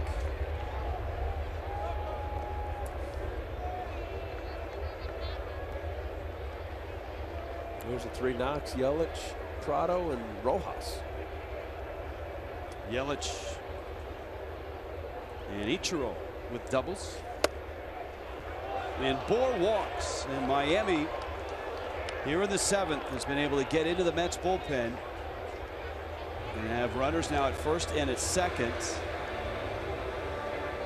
Longtime pitching coach in his 9th year, Dan Warthen, is out to the Mets mound.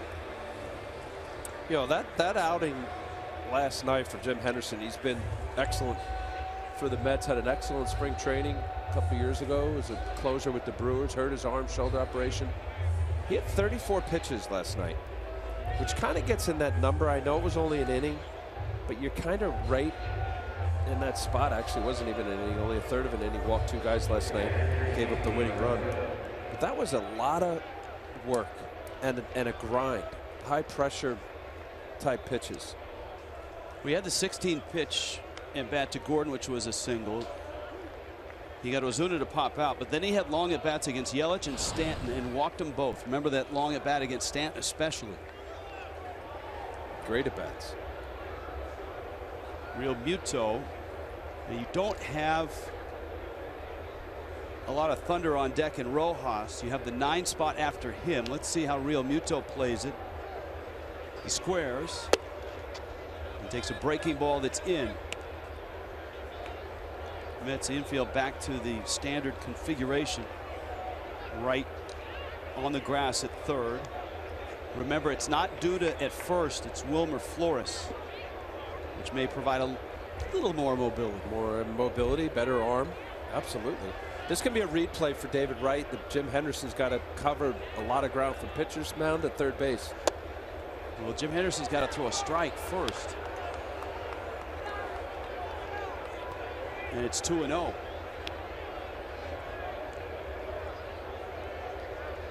Henderson was untouchable his first few appearances as a Met. He was actually perfect his first 3 innings.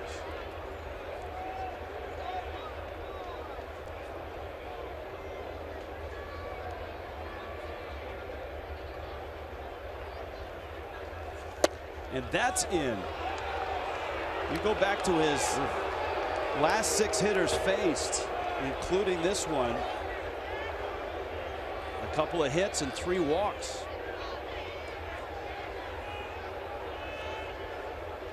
And he's 3-0. And you would expect Real Muto might square, but Make him throw you a strike. would be stunned if he offered at the pitch. There's the strike.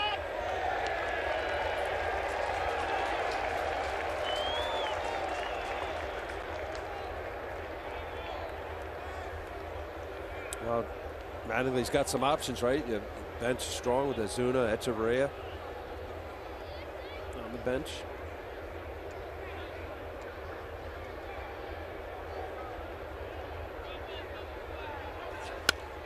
Not bunting, and a good rip, but he fouls it back to the screen. Yeah, that's a high fastball elevated. The bunt taken off upstairs, ball 4. Hard to lay off when it has plate coverage and slightly above the belt.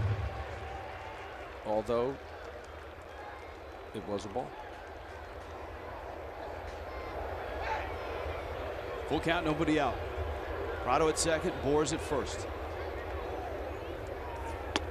And Real Muto walks. Bags are loaded. Terry Collins is already out and signaling before Real Muto reaches first base. And he's going to his bullpen. And now that the Mets have made their choice, we'll see how the Marlins will play it. Miguel Rojas is the hitter. There is nobody out in a scoreless game in the top of the 7th. This is just getting good. Call to the bullpen brought to you by Wes Kendall Toyota.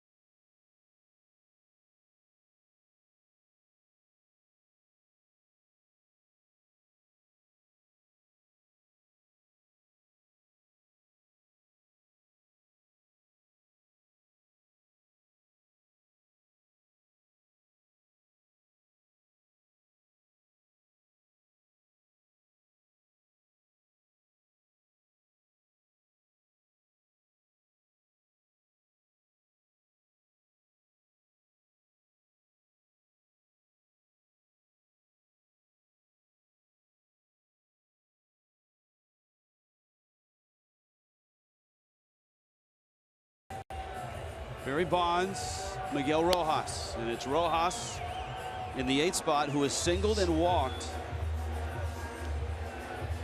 Well, it looks like Rojas is going to get an AB here, Rich. Getting a conversation, scouter report with Robles on the mound. This is the 8th spot in the lineup.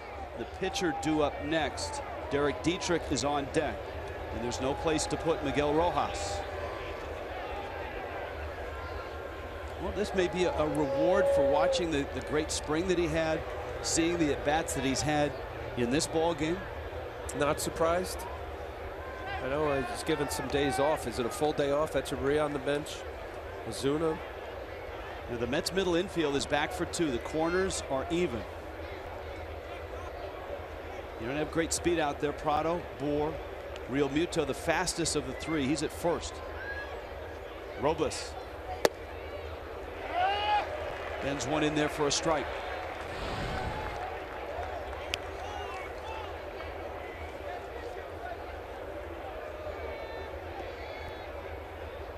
Hansel Robles was the first out of the pen in that Steven Matz start on Monday night when the Marlins had 10 runs and 15 hits. They had 4 hits and a run against Robles in 2 1/3 innings. In the dirt.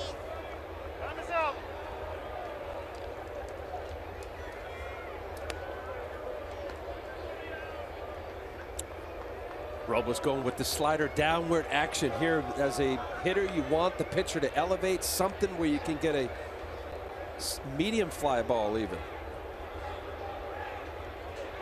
You got a great arm in left. And Cespedes, you got Lagares, a Gold Glover in center, and then Granderson in right. And Rojas on a pitch up and in, fouls it back. It's 1-2. He's got to fight now.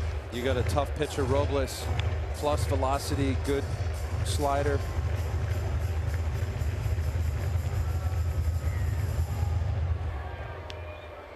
Bases filled with fish.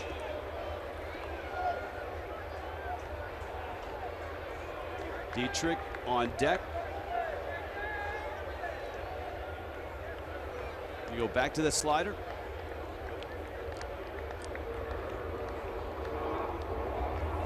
Fastball got him looking.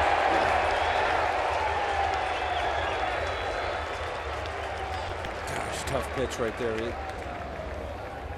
Yeah, you listen. Once you get in a defensive count, a 1-2 count, you're in that defense mode. This was a watch the action here that looks away and it comes back. The 2-seam comeback fastball, perfect location, down and away, paints the corner. Tough pitch.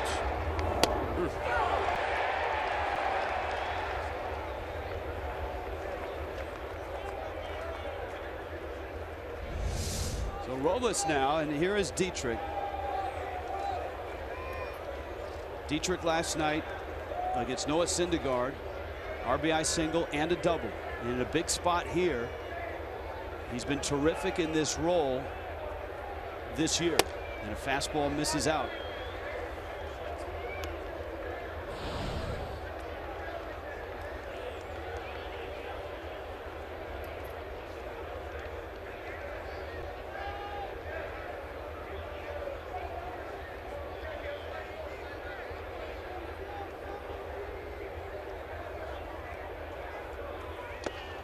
Jerry Blevins, the lefty, in the pen and ready. It's Robles, the right-hander, who faces Dietrich. You've got D. Gordon, Ichiro, and then Yelich after that. Terry Collins is going with the power arm, the strikeout arm in Robles. You'd think lefty on lefty matchup. Blevins doesn't have strikeout stuff per se, velocity-wise. Dietrich can be a patient hitter. And a strike on the outside part. Setting up inside. Oh, boy. Wow. Yeah, I thought that ball looked away. That is a big call.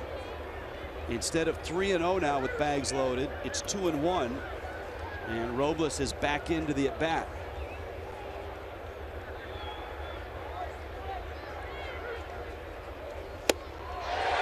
And hits a fastball, this time on the inside part, by him, and it's 2-2. Tough pitch, that 2-0, as you said, Rich. You know, 3-0, different, completely different pitch. Just powers it right in there, inner half to Dietrich. Robles struck out Rojas with the bags loaded and nobody out. Now with one out, it's 2-2 on Derek Dietrich. Got him. Wow.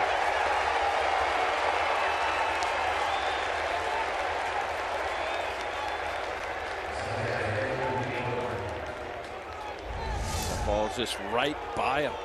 After getting the call on 3-0, just center cut. Dietrich couldn't catch up. Well, Terry Collins got exactly what he wanted. As you put it, a power arm, a strikeout arm.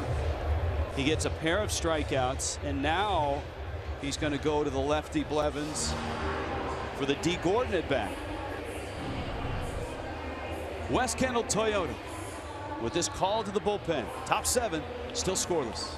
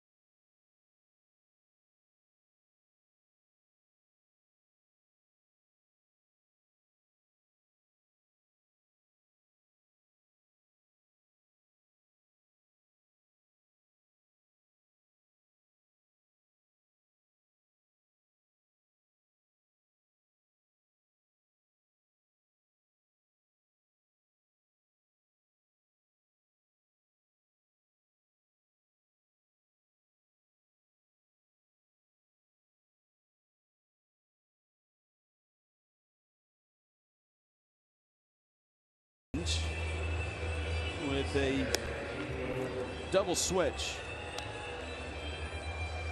Lucas Duda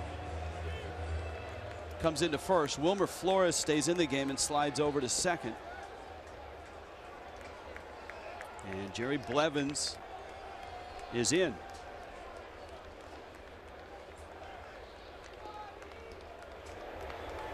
So it's Neil Walker who comes out. Blevins is in that spot in the order. And it's Blevins against D. Gordon, bags loaded, 2 outs. And a breaking ball misses out. Well, certainly Gordon is not a guy that walks a lot. Blevins pitched last night, but Gordon did not see him.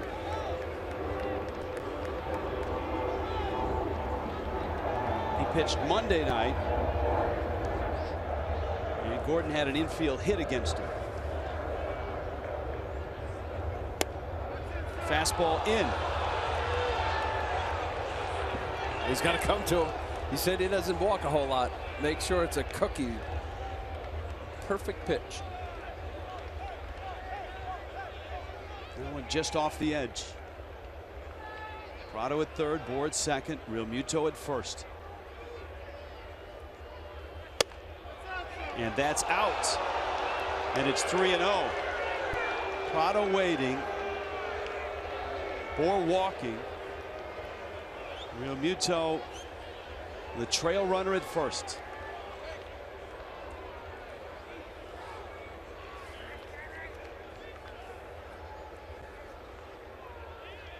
.30 at the letters. Gordon was about to jettison the bat, and it was Just right at the letters. Plenty of the plate. It's a big pitch for Blevins. Count 3-1.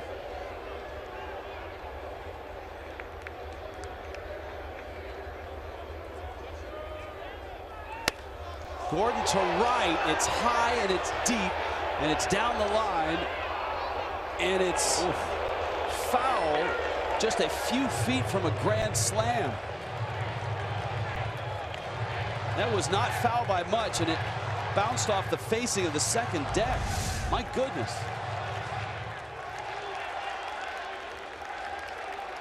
That hit the second deck and came down, straight down.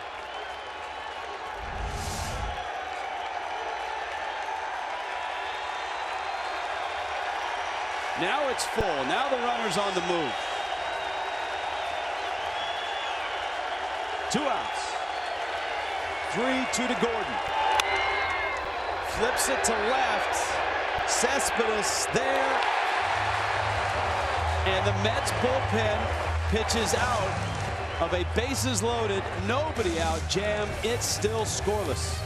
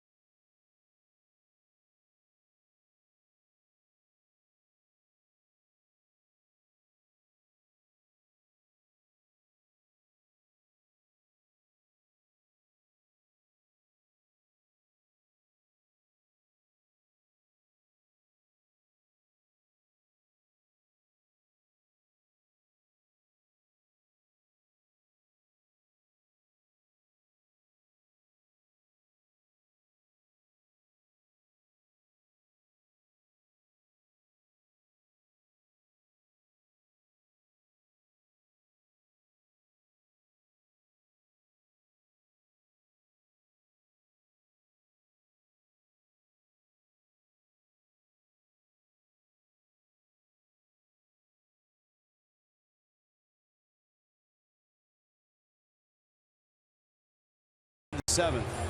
Bases loaded. And nobody out. Miguel Rojas struck out. Derek Dietrich as a pinch hitter struck out. And then D. Gordon flied out to left. And so to the bottom of the 7th we go. The Marlins and the Nationals. Nationals follow the Braves in, and it starts on Monday. All-you-can-eat night on April 18th. It's a 4-game series. $25 gets you the all-you-can-eat seats. Unlimited hot dogs, peanuts, popcorn, nachos, Pepsi, and Aquafina water. Get your tickets at marlins.com.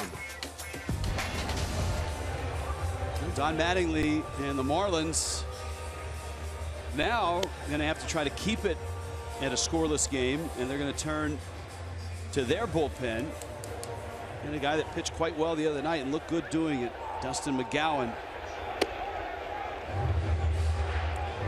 He takes over for Adam Conley. Conley super in this ball game. 6 innings for Conley.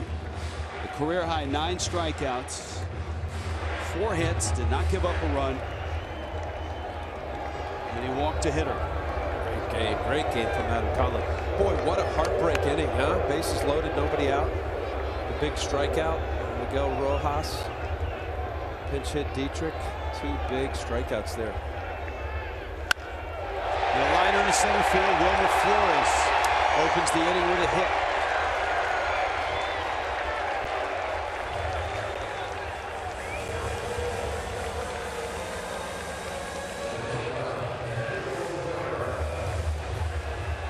Marlins bullpen this series has been terrific. 8 1/3 scoreless relief.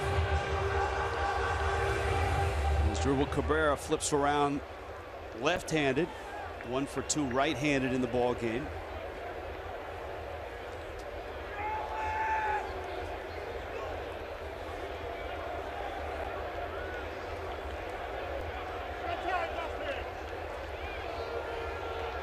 Juan Lagares, Kevin Plawecki. And remember, in that 9 spot now is Lucas Duda.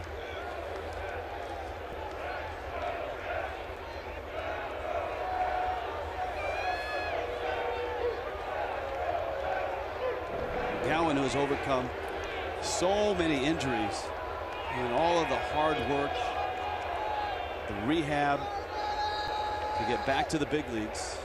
Missed 3 years. 09, 10, and 12. 3 full years, too. Wow.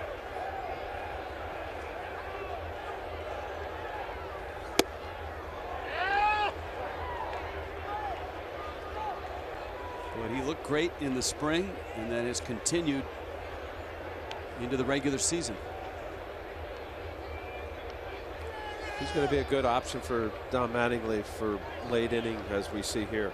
Good sink, throwing hard, tops out at 98. Good slider.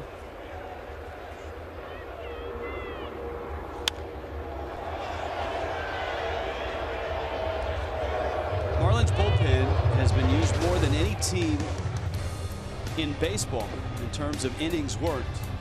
And these are the series numbers here in New York.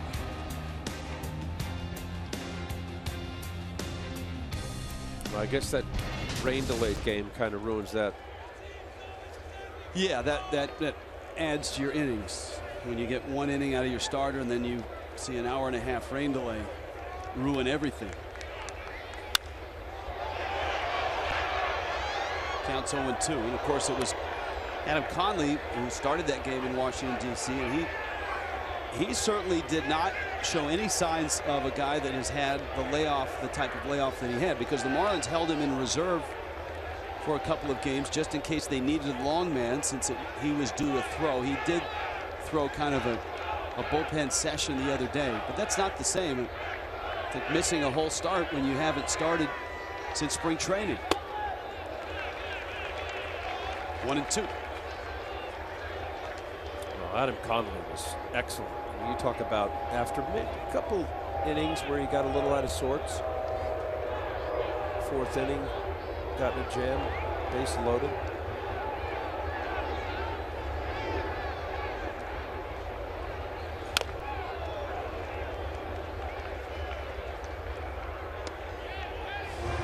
Count stays at 1-2. An afternoon game here, getaway day for the Marlins. It's the only game going in baseball. A couple of afternoon games in the American League on the West Coast. Angels and Oakland, Rangers and Seattle.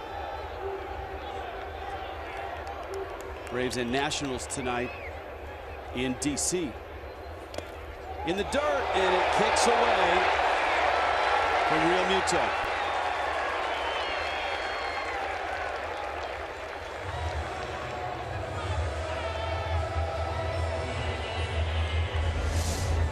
Tough pitch right here from McGowan, a sinker, a little 59-footer, but I think he backhanded that.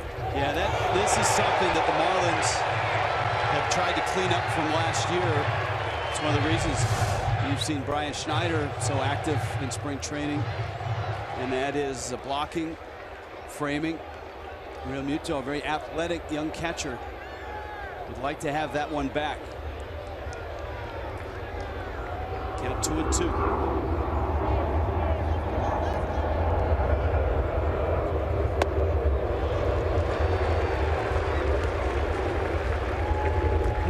Was drafted as an infield, right? He was an infielder. There was a shortstop in high school. Scouts saw him catch a little bit, and Miami drafted him with the idea they would turn him into a catcher. With his knowledge, they asked him, hey, if we draft you as a catcher, will you sign? And he said yes. It's not that unusual. A lot of times you see an infielder move to that catcher position. I mean, there's a lot of things to like about him behind the plate. You noted it in game 1. Arm is the first, and release.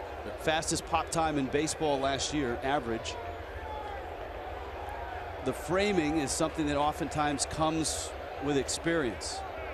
And that's where the Marlins are trying to finish the product behind the plate. That's a liner into right field. Late start by Flores. Up with the ball, Stanton. And the Mets set up at the corners. Boy, after Miami loaded the bases with nobody out and couldn't score, the Mets come right back and are first and third with nobody out. McGowan left the ball up. McGowan, when he's right, he's got heavy sink to his fastball, throws in the mid-90s. The ball had been elevated here. One to Flores was able to hit a base hit, and you see right there that ball's up. Flores making sure that ball gets to the outfield. Station to station with nobody out. And here is Juan Lagares, who has bounced out and lined out. Infield up the middle, halfway, thinking two. Back to the mound. Runner is caught, looks him back, bounces one to first, and Bohr bails him out. Flores had to scamper back, and McGowan figured he'd just get the out at first, and he barely got that. I'll tell you what, you know, often they'll be told that on contact, make sure not to the pitcher. Good move, but there was no step and throw from McGowan. And made a bad throw. Bohr having to pick it. Watch here, he's flat-footed. Yikes. Now, is the out at second or is the out at first in that case as a pitcher? Well, I think it should be out at second, no question about it. But in this instant, you got to make sure you preserve the run at third. As soon as you look the runner back at third, you instinctively. There's no way you can get the out at second. Right. It no longer becomes a double play. All right, here's Plawecki, infield in now. And a strike. And so the chance to go after Plawecki, who has struck out and has walked. Try to either strike him out, keep the ball on the infield.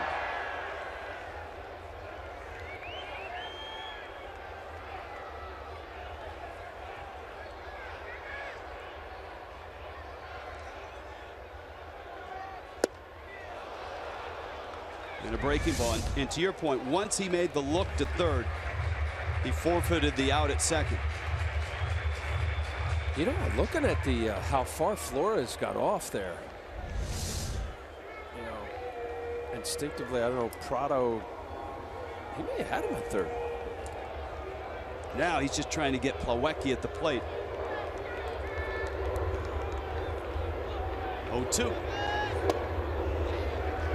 And of course, a little more pressure on JT Realmuto. Well, that's the thing, Rich. I mean, when you have in McGowan's case hard sink slider and you're ahead in the count, you're thinking burying it. And often you'll see pitchers worry more about, will my catcher block it? Can't think that. Infield still in. 1-2. Liner, foul.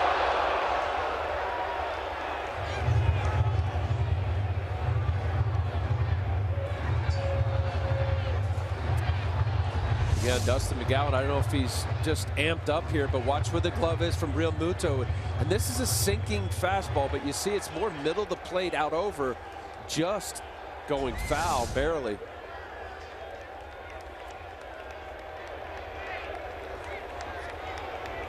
Down in the zone.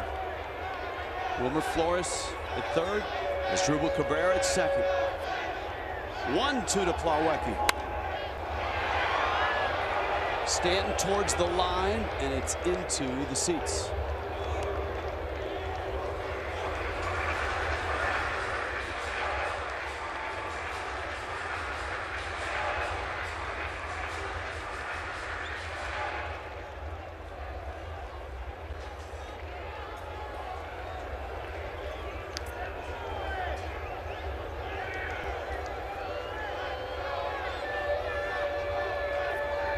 Another 1-2.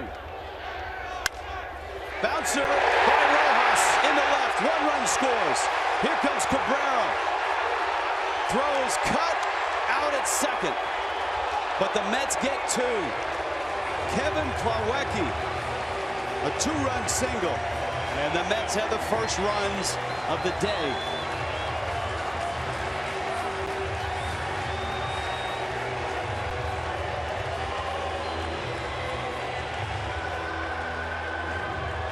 Marlins infield in, having to preserve that run.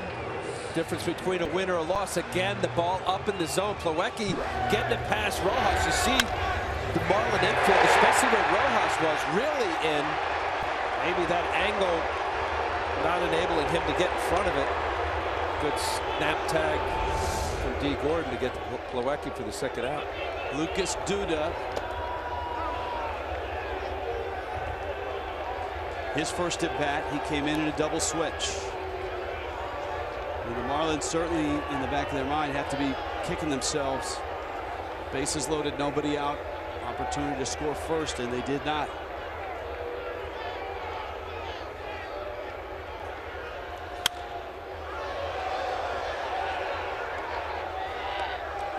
Right. I mean, very similar as you just set it up, Rich.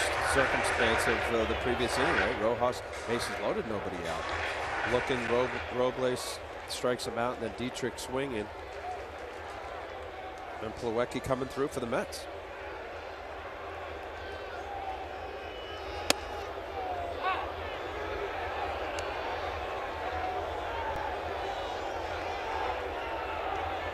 One and two.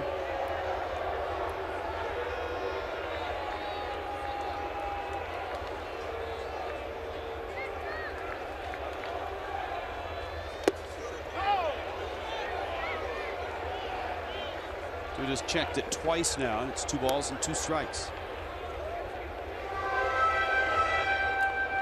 So the Marlins going to have to come back in this one. They have Ichiro, Yelich, and Stanton due up in the 8th. Be interesting to see if Jeurys Familia is available in this. Familia worked in both games of this series in the blowout, and then again yesterday when the Mets were down late. Yeah, we talked about it last night, how obviously important this series or this game was as far as for Terry Collins. Familia, their closer, coming in a blowout game in game 1, and then last night they were down by 1. Maybe 3 days in a row. End of the bat. It's 2 balls and 2 strikes. Like the Marlins, the Mets do have an off day on Thursday. Sure will factor in. Both these young starters, Logan Verrett,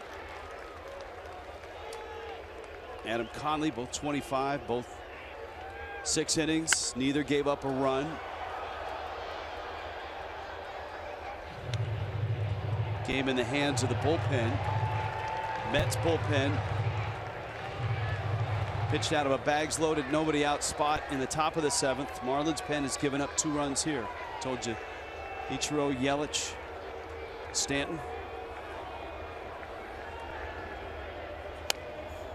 It's quite a battle here with Lucas Duda fouling pitches off in all directions.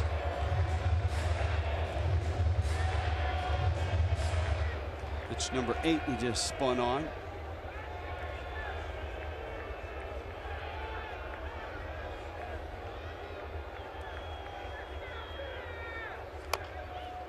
Little tapper.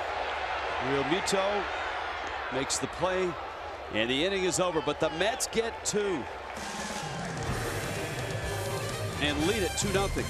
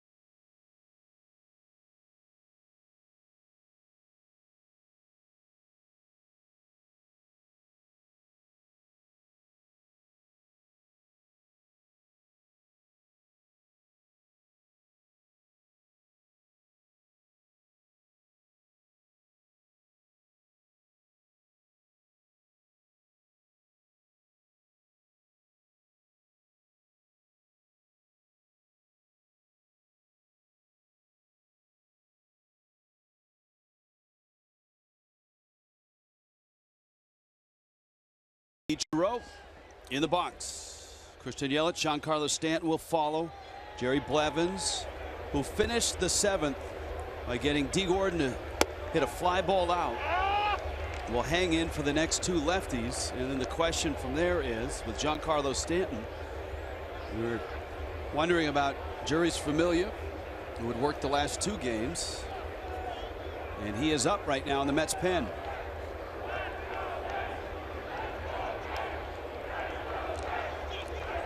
Ichiro doubled in the 4th. And is behind in the count 0-2. Well, there's, I guess, no wonder, right? You got Familia warming up. He will be in for Stanton. 22 pitches last night in Familia's outing.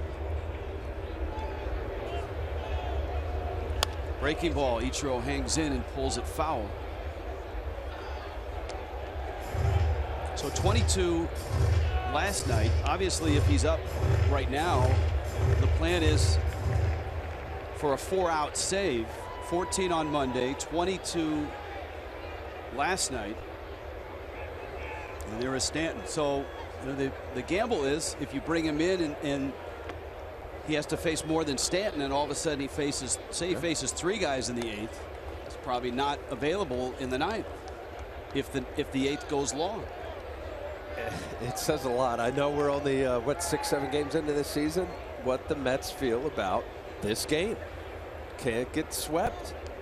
Leave for your road trip, going 2 and starting the season out 2-6. That was the emergency swing from Ichiro. A hit last night, pinch hit, infield hit. Fly to left in the 1st. The double was a line drive in the gap in right center. And then he was robbed of a hit when Wilmer Flores made a sprawling stop at first base.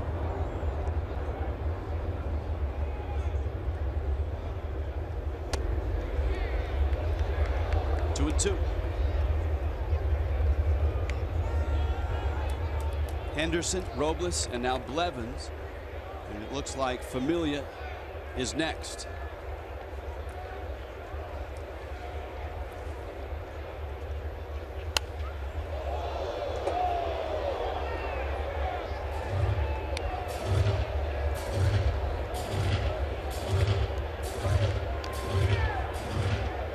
Miami right at 500 at 3-3. And although this is just game 7, it's an opportunity to climb above 500 for the first time since August 2014. Got a piece and stays alive.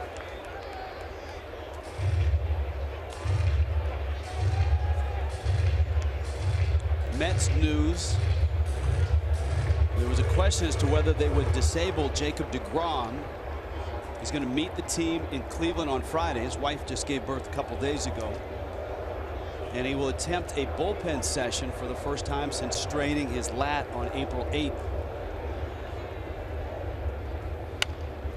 And that injury, and one of the reasons I think the Mets are being pretty cautious with deGrom. Steven Matz last year tried to pitch through a lat injury and it ended up costing him a couple months.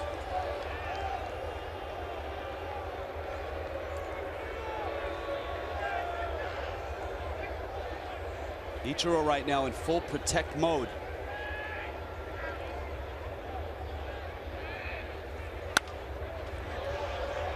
This one brings Cespedes over, and he leaps into the crowd. My goodness.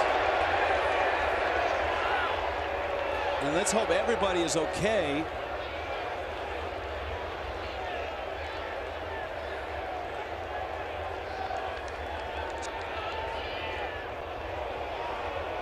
And that's not a good sign as they're asking for the Met trainers to get out there.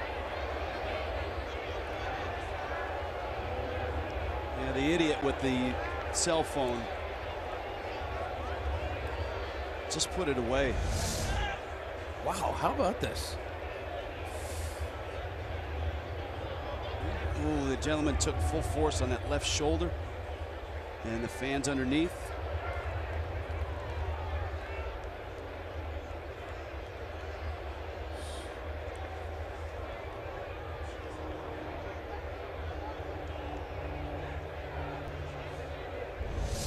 What an effort. Now, he's played mostly center field here as Met. I wonder, realizing how low that wall was, if he knew.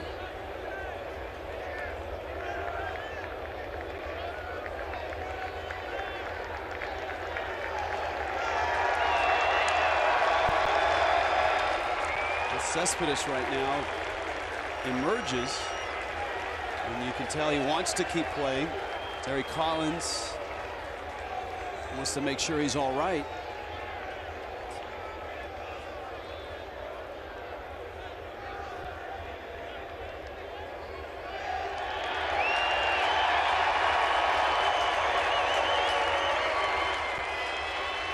So he'll stay in the ball game. Ichiro still hanging in. The count's still 2-2.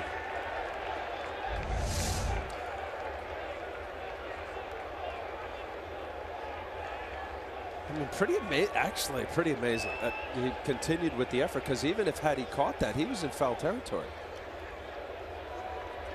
That would have been an out.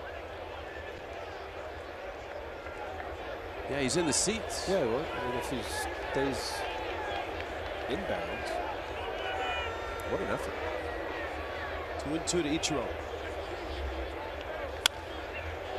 And Cespedes will be tested here, charges in and makes the catch.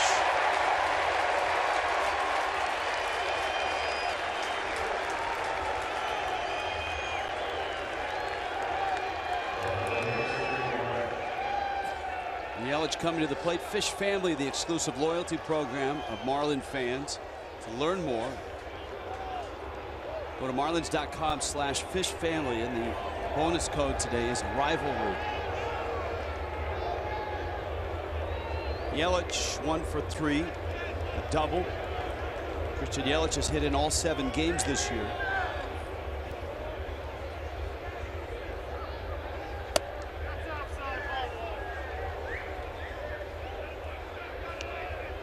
All right, let me throw this at you, since you are our resident left-hander. If Blevins gets Yelich, and he won't, it skips into center. Now it's moot. Now it's moot. I know what you're You know what I was thinking? Because you don't want to really bring Familia in for the 4-out save. He's worked 2 nights in a row. Had Yelich been out, you could probably leave Blevins in a 2-run lead to face Stanton, but not now. Yes, I'm with you. A solo home run, you're still winning. I wonder what that decision would have been made, or what Terry Collins was thinking, but it's moot now. That's a base hit for Yelich, his second of the ball game. And so he worked on Monday, he worked last night, and he's going to have to work overtime. Jeurys Familia enters West Kendall Toyota, called to the pen.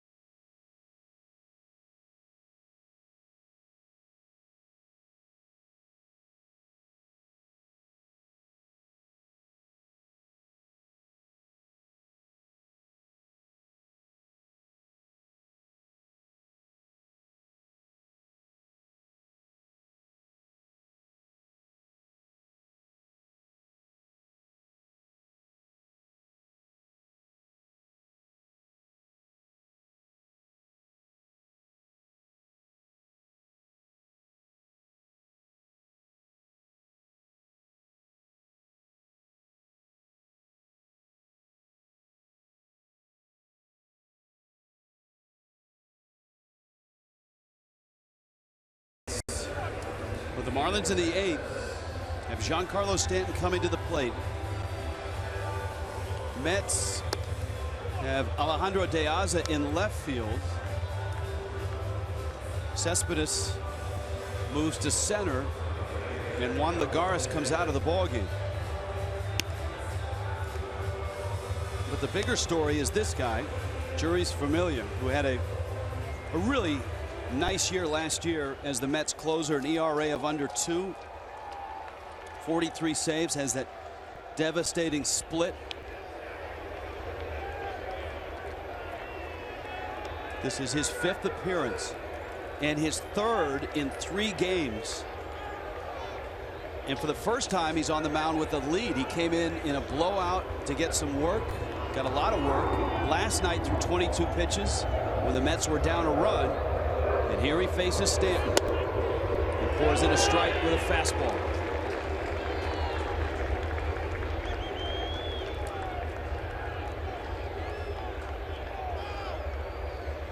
Well, as a fan, that's what you look for, right? A dominant closer and a star player.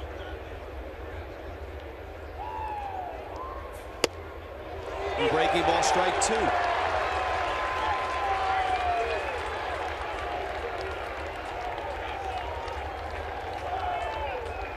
A couple home runs for Stanton this season, but not a lot of success against this guy.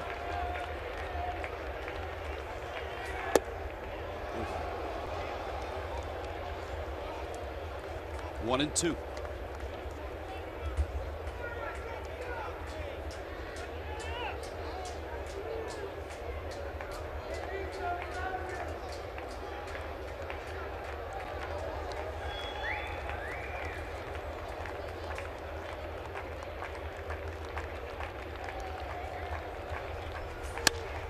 Stanton, center field, shallow. Cespedes looking into the glare, makes the catch.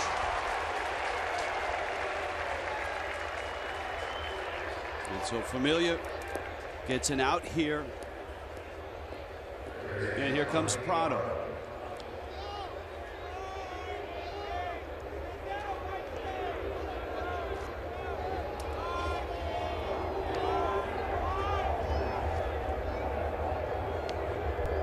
I guess if you're Terry Collins at the same time, you could be looking at the lineup card and say, you know what, the toughest outs to get with this lead are right here in the 8th inning.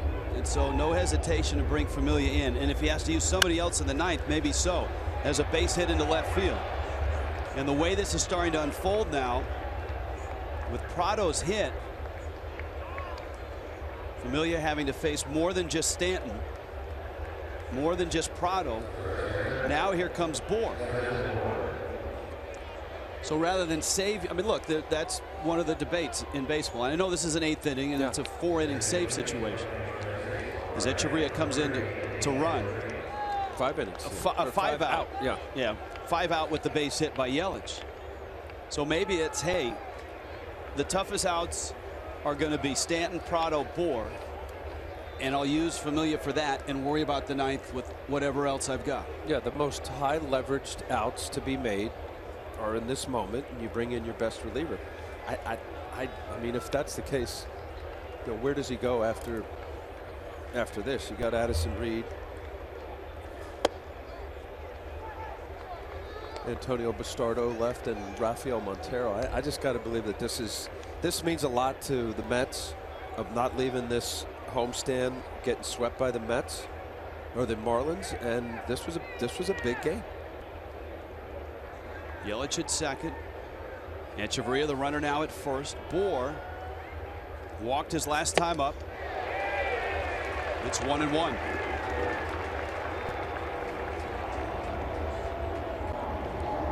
May 15th of last year was when the Mets lost their 4th home game of the season.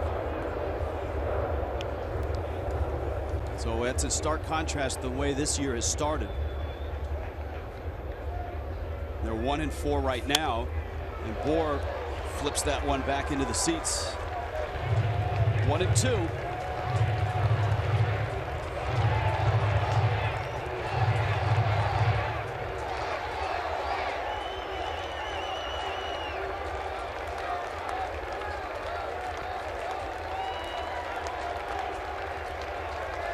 Good speed on the bases. Yelich at second. Echeverria the trail runner.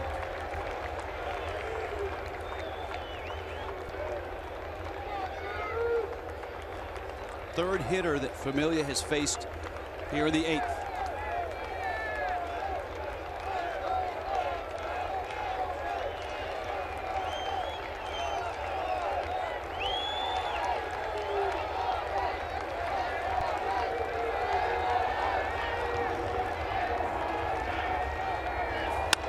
Bohr in the left field. That's a base hit. Yelich around third, on his way home, and he scores. And once again, against the shift, Justin Bohr goes to left field.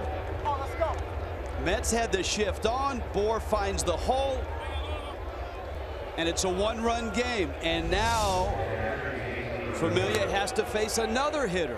Gosh, what a good job of hitting here. He saw 3 changeups in a row. Just sticks his bat out. Not trying to pull again. Justin Bohr, this is not an aberration. It's going to be a much tougher out to hit the ball where it's thrown. Amazing. 6 hits, 5 of them to left field. And all of those have been against an extreme shift. So here's Real Muto. He's 0 for 2. Echeverria the tying run at second. Bohr's at first. Back to Familia. Flips to first. The Marlins cut it in half in the 8th. A run, and it's 2-1 Mets.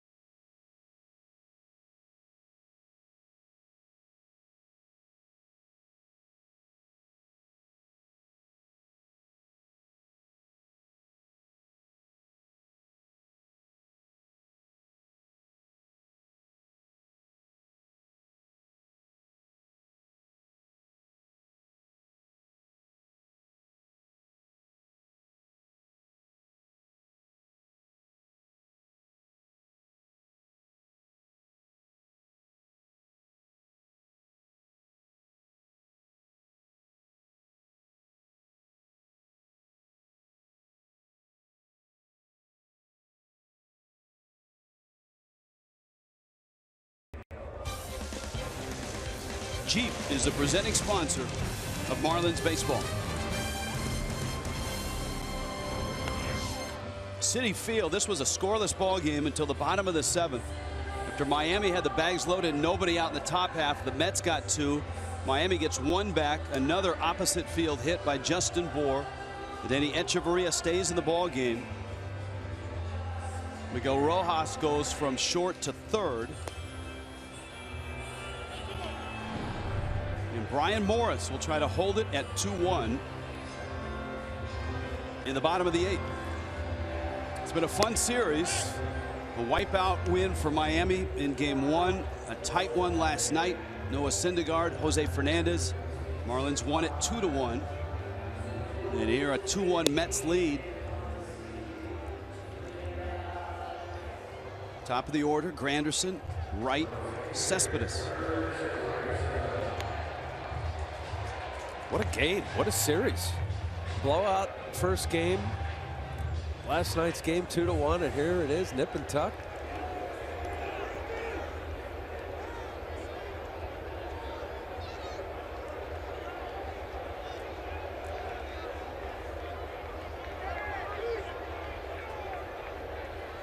Granderson a 1 for 3. Morris a breaking ball that misses low.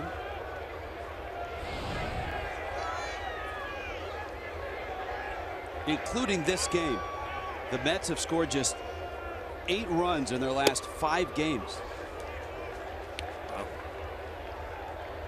And that's the reason they sit at 2-5.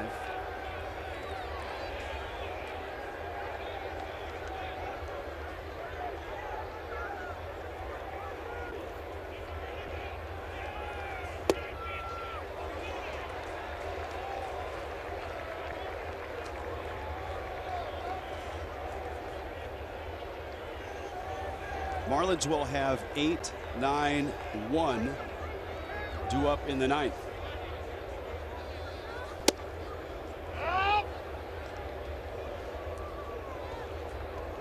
And they'd like to get there down by a run.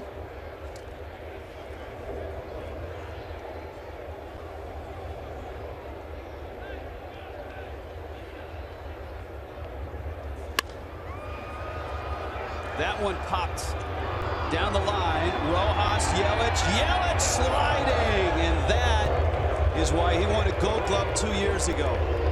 The ability to cover ground and then make plays at the last minute. It's something that Christian Yelich has. And his speed, Rich. I mean, he went a long way. You could see where Hechavarria is playing. I mean, how far he's come. Rojas peeling off. That is a tough play. Great catch. Wow.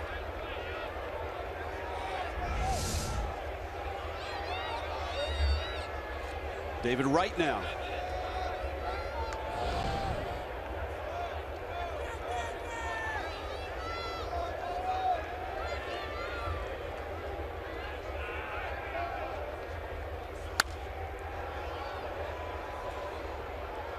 Friday night, Marlins and Braves, and we start things with Marlins Live, brought to you by your South Florida Honda dealers.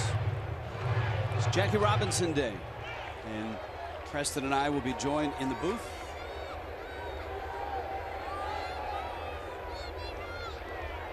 I believe we have a special guest that night, correct? Eduardo Perez and Preston Wilson. Nice. We can hook up maybe a Skype session with you. Yeah, you got more than covered. The return of Wei and Chen as well. So we have 2 of our 3 analysts working on Friday night. Eduardo Perez, Preston Wilson, Jackie Robinson Day in baseball.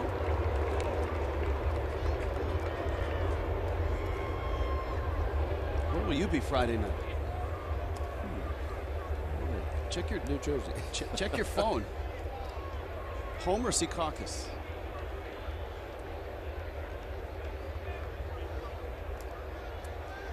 On the Jersey side, as Bruce Springsteen likes to refer to it. 3-1 to Wright. Morris's first outing of the year, he was ill. And he got knocked around a bit by the Tigers.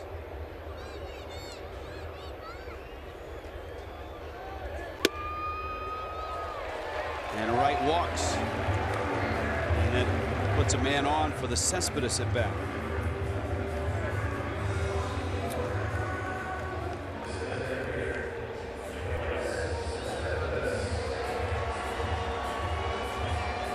Alejandro De Aza, when he came in his double switch, is now in the 4th spot, and he slots behind Cespedes. So De Aza is on deck.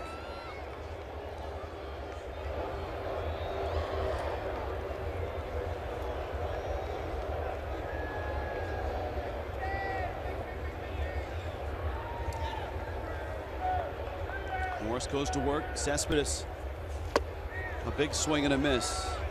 The best moments for Adam Conley were probably the Cespedes at bats. He struck him out 3 times swinging. Well, high fastballs. Brian Morris, a sinker ball pitcher, as we just saw Cespedes swing over the sinker.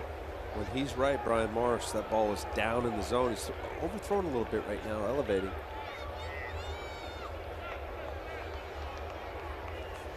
Ouch. Cespedes hit.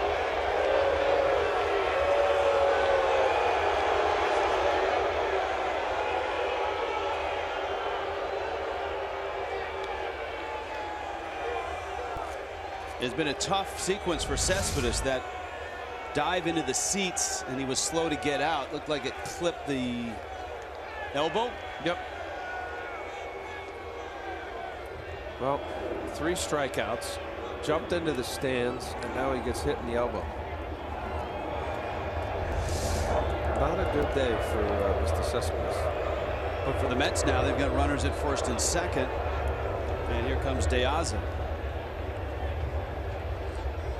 And Morris and Real Muto trying to straighten it out after the walk and a hit batter.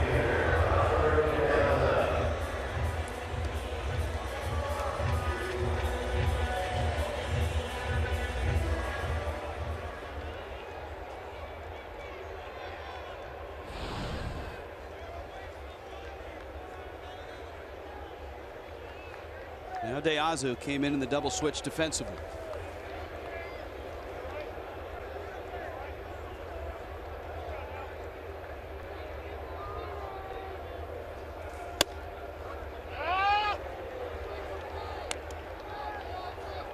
Miami's bullpen had not given up a run in this series until the 7th.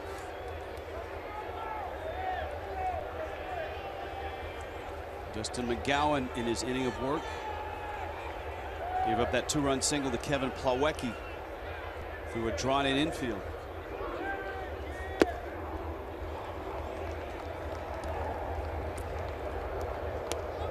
Ball and a strike.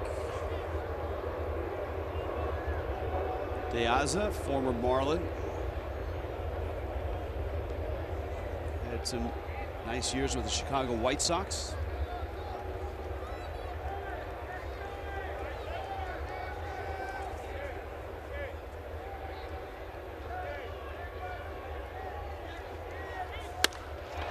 Line drive, Gordon shovels and gets the out, a double play, and Miami is out of trouble in the bottom of the 8th, but down to their last 3 outs, down a run in New York. To the 9th, 2-1 Mets.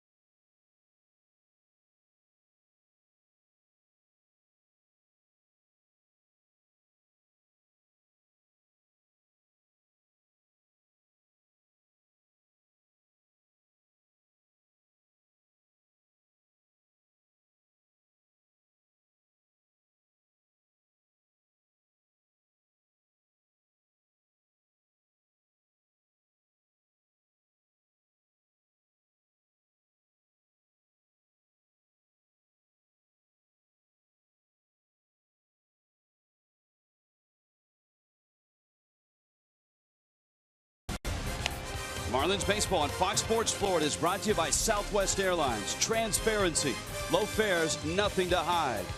By Jeep, visit Jeep.com to learn more. And by your South Florida Honda dealers.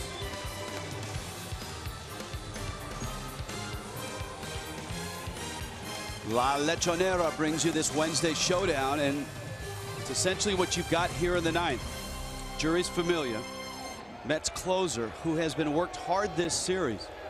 Ironically, this is the only save situation. Chris Johnson is on deck, and the Marlins will bring Marcell Ozuna to the plate. Ozuna will pinch hit for Miguel Rojas. Johnson on deck. That's the 9 spot. Then you've got D. Gordon. And Familia misses outside. If you're just happening by, The Marlins and the Mets played a blowout game on Monday night, and Familia came in for an inning of work.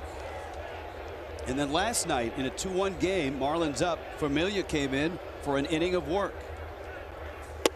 Terry Collins, with the Marlins threatening in the 8th inning, brought Familia in with 1 out. So on his 3rd day of work, he's being asked to get 5 outs.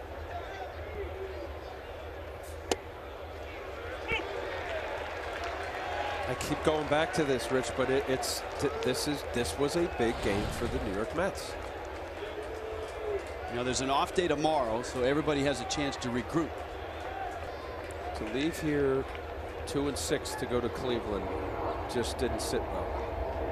They were on edge. Terry Collins to get swept by the Marlins.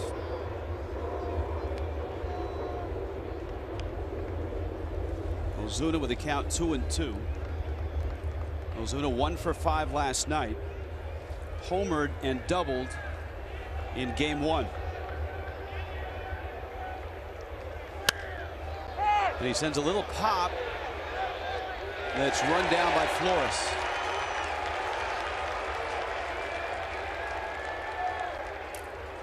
And so here comes Chris Johnson.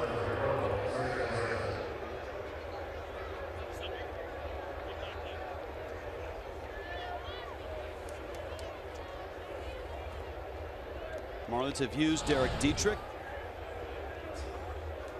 That was a turning point in the game. The Marlins had the bags loaded in the 7th. There was nobody out. And Hansel Robles struck out Miguel Rojas, and then the pinch hitter Derek Dietrich. Jerry Blevins got D. Gordon to hit a soft fly ball out. Mets escaped, and then they got 2 in the bottom of that inning. Kevin Plawecki coming up with the big hit, scoring Flores and Cabrera.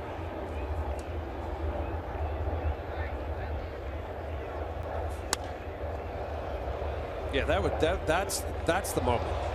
Hansel Robles coming in, bases loaded, nobody out, after walking 2. Henderson did with the leadoff single to Prado, striking out Rojas and Dietrich. That was your scoring opportunity. Logan Verrett pitched a heck of a ball game. 6 innings, 3 hits, no runs. Johnson back to the mound, and Familia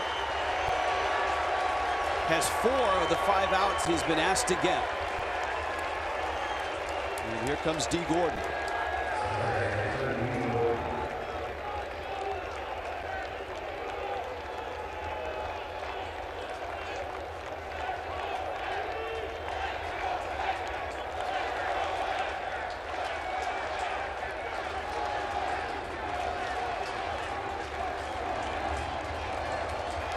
Gordon 0 for 4.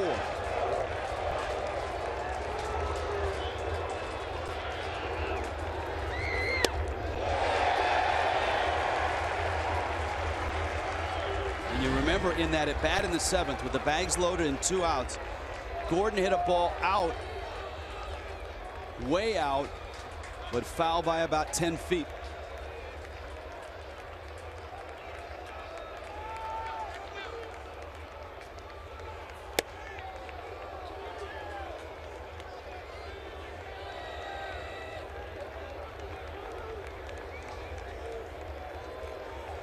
That is in jeopardy on an 0 for 4 day.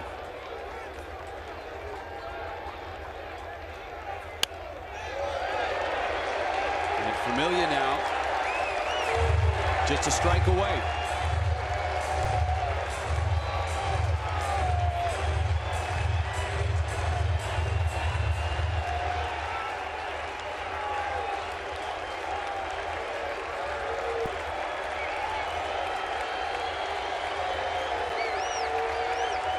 One, 2.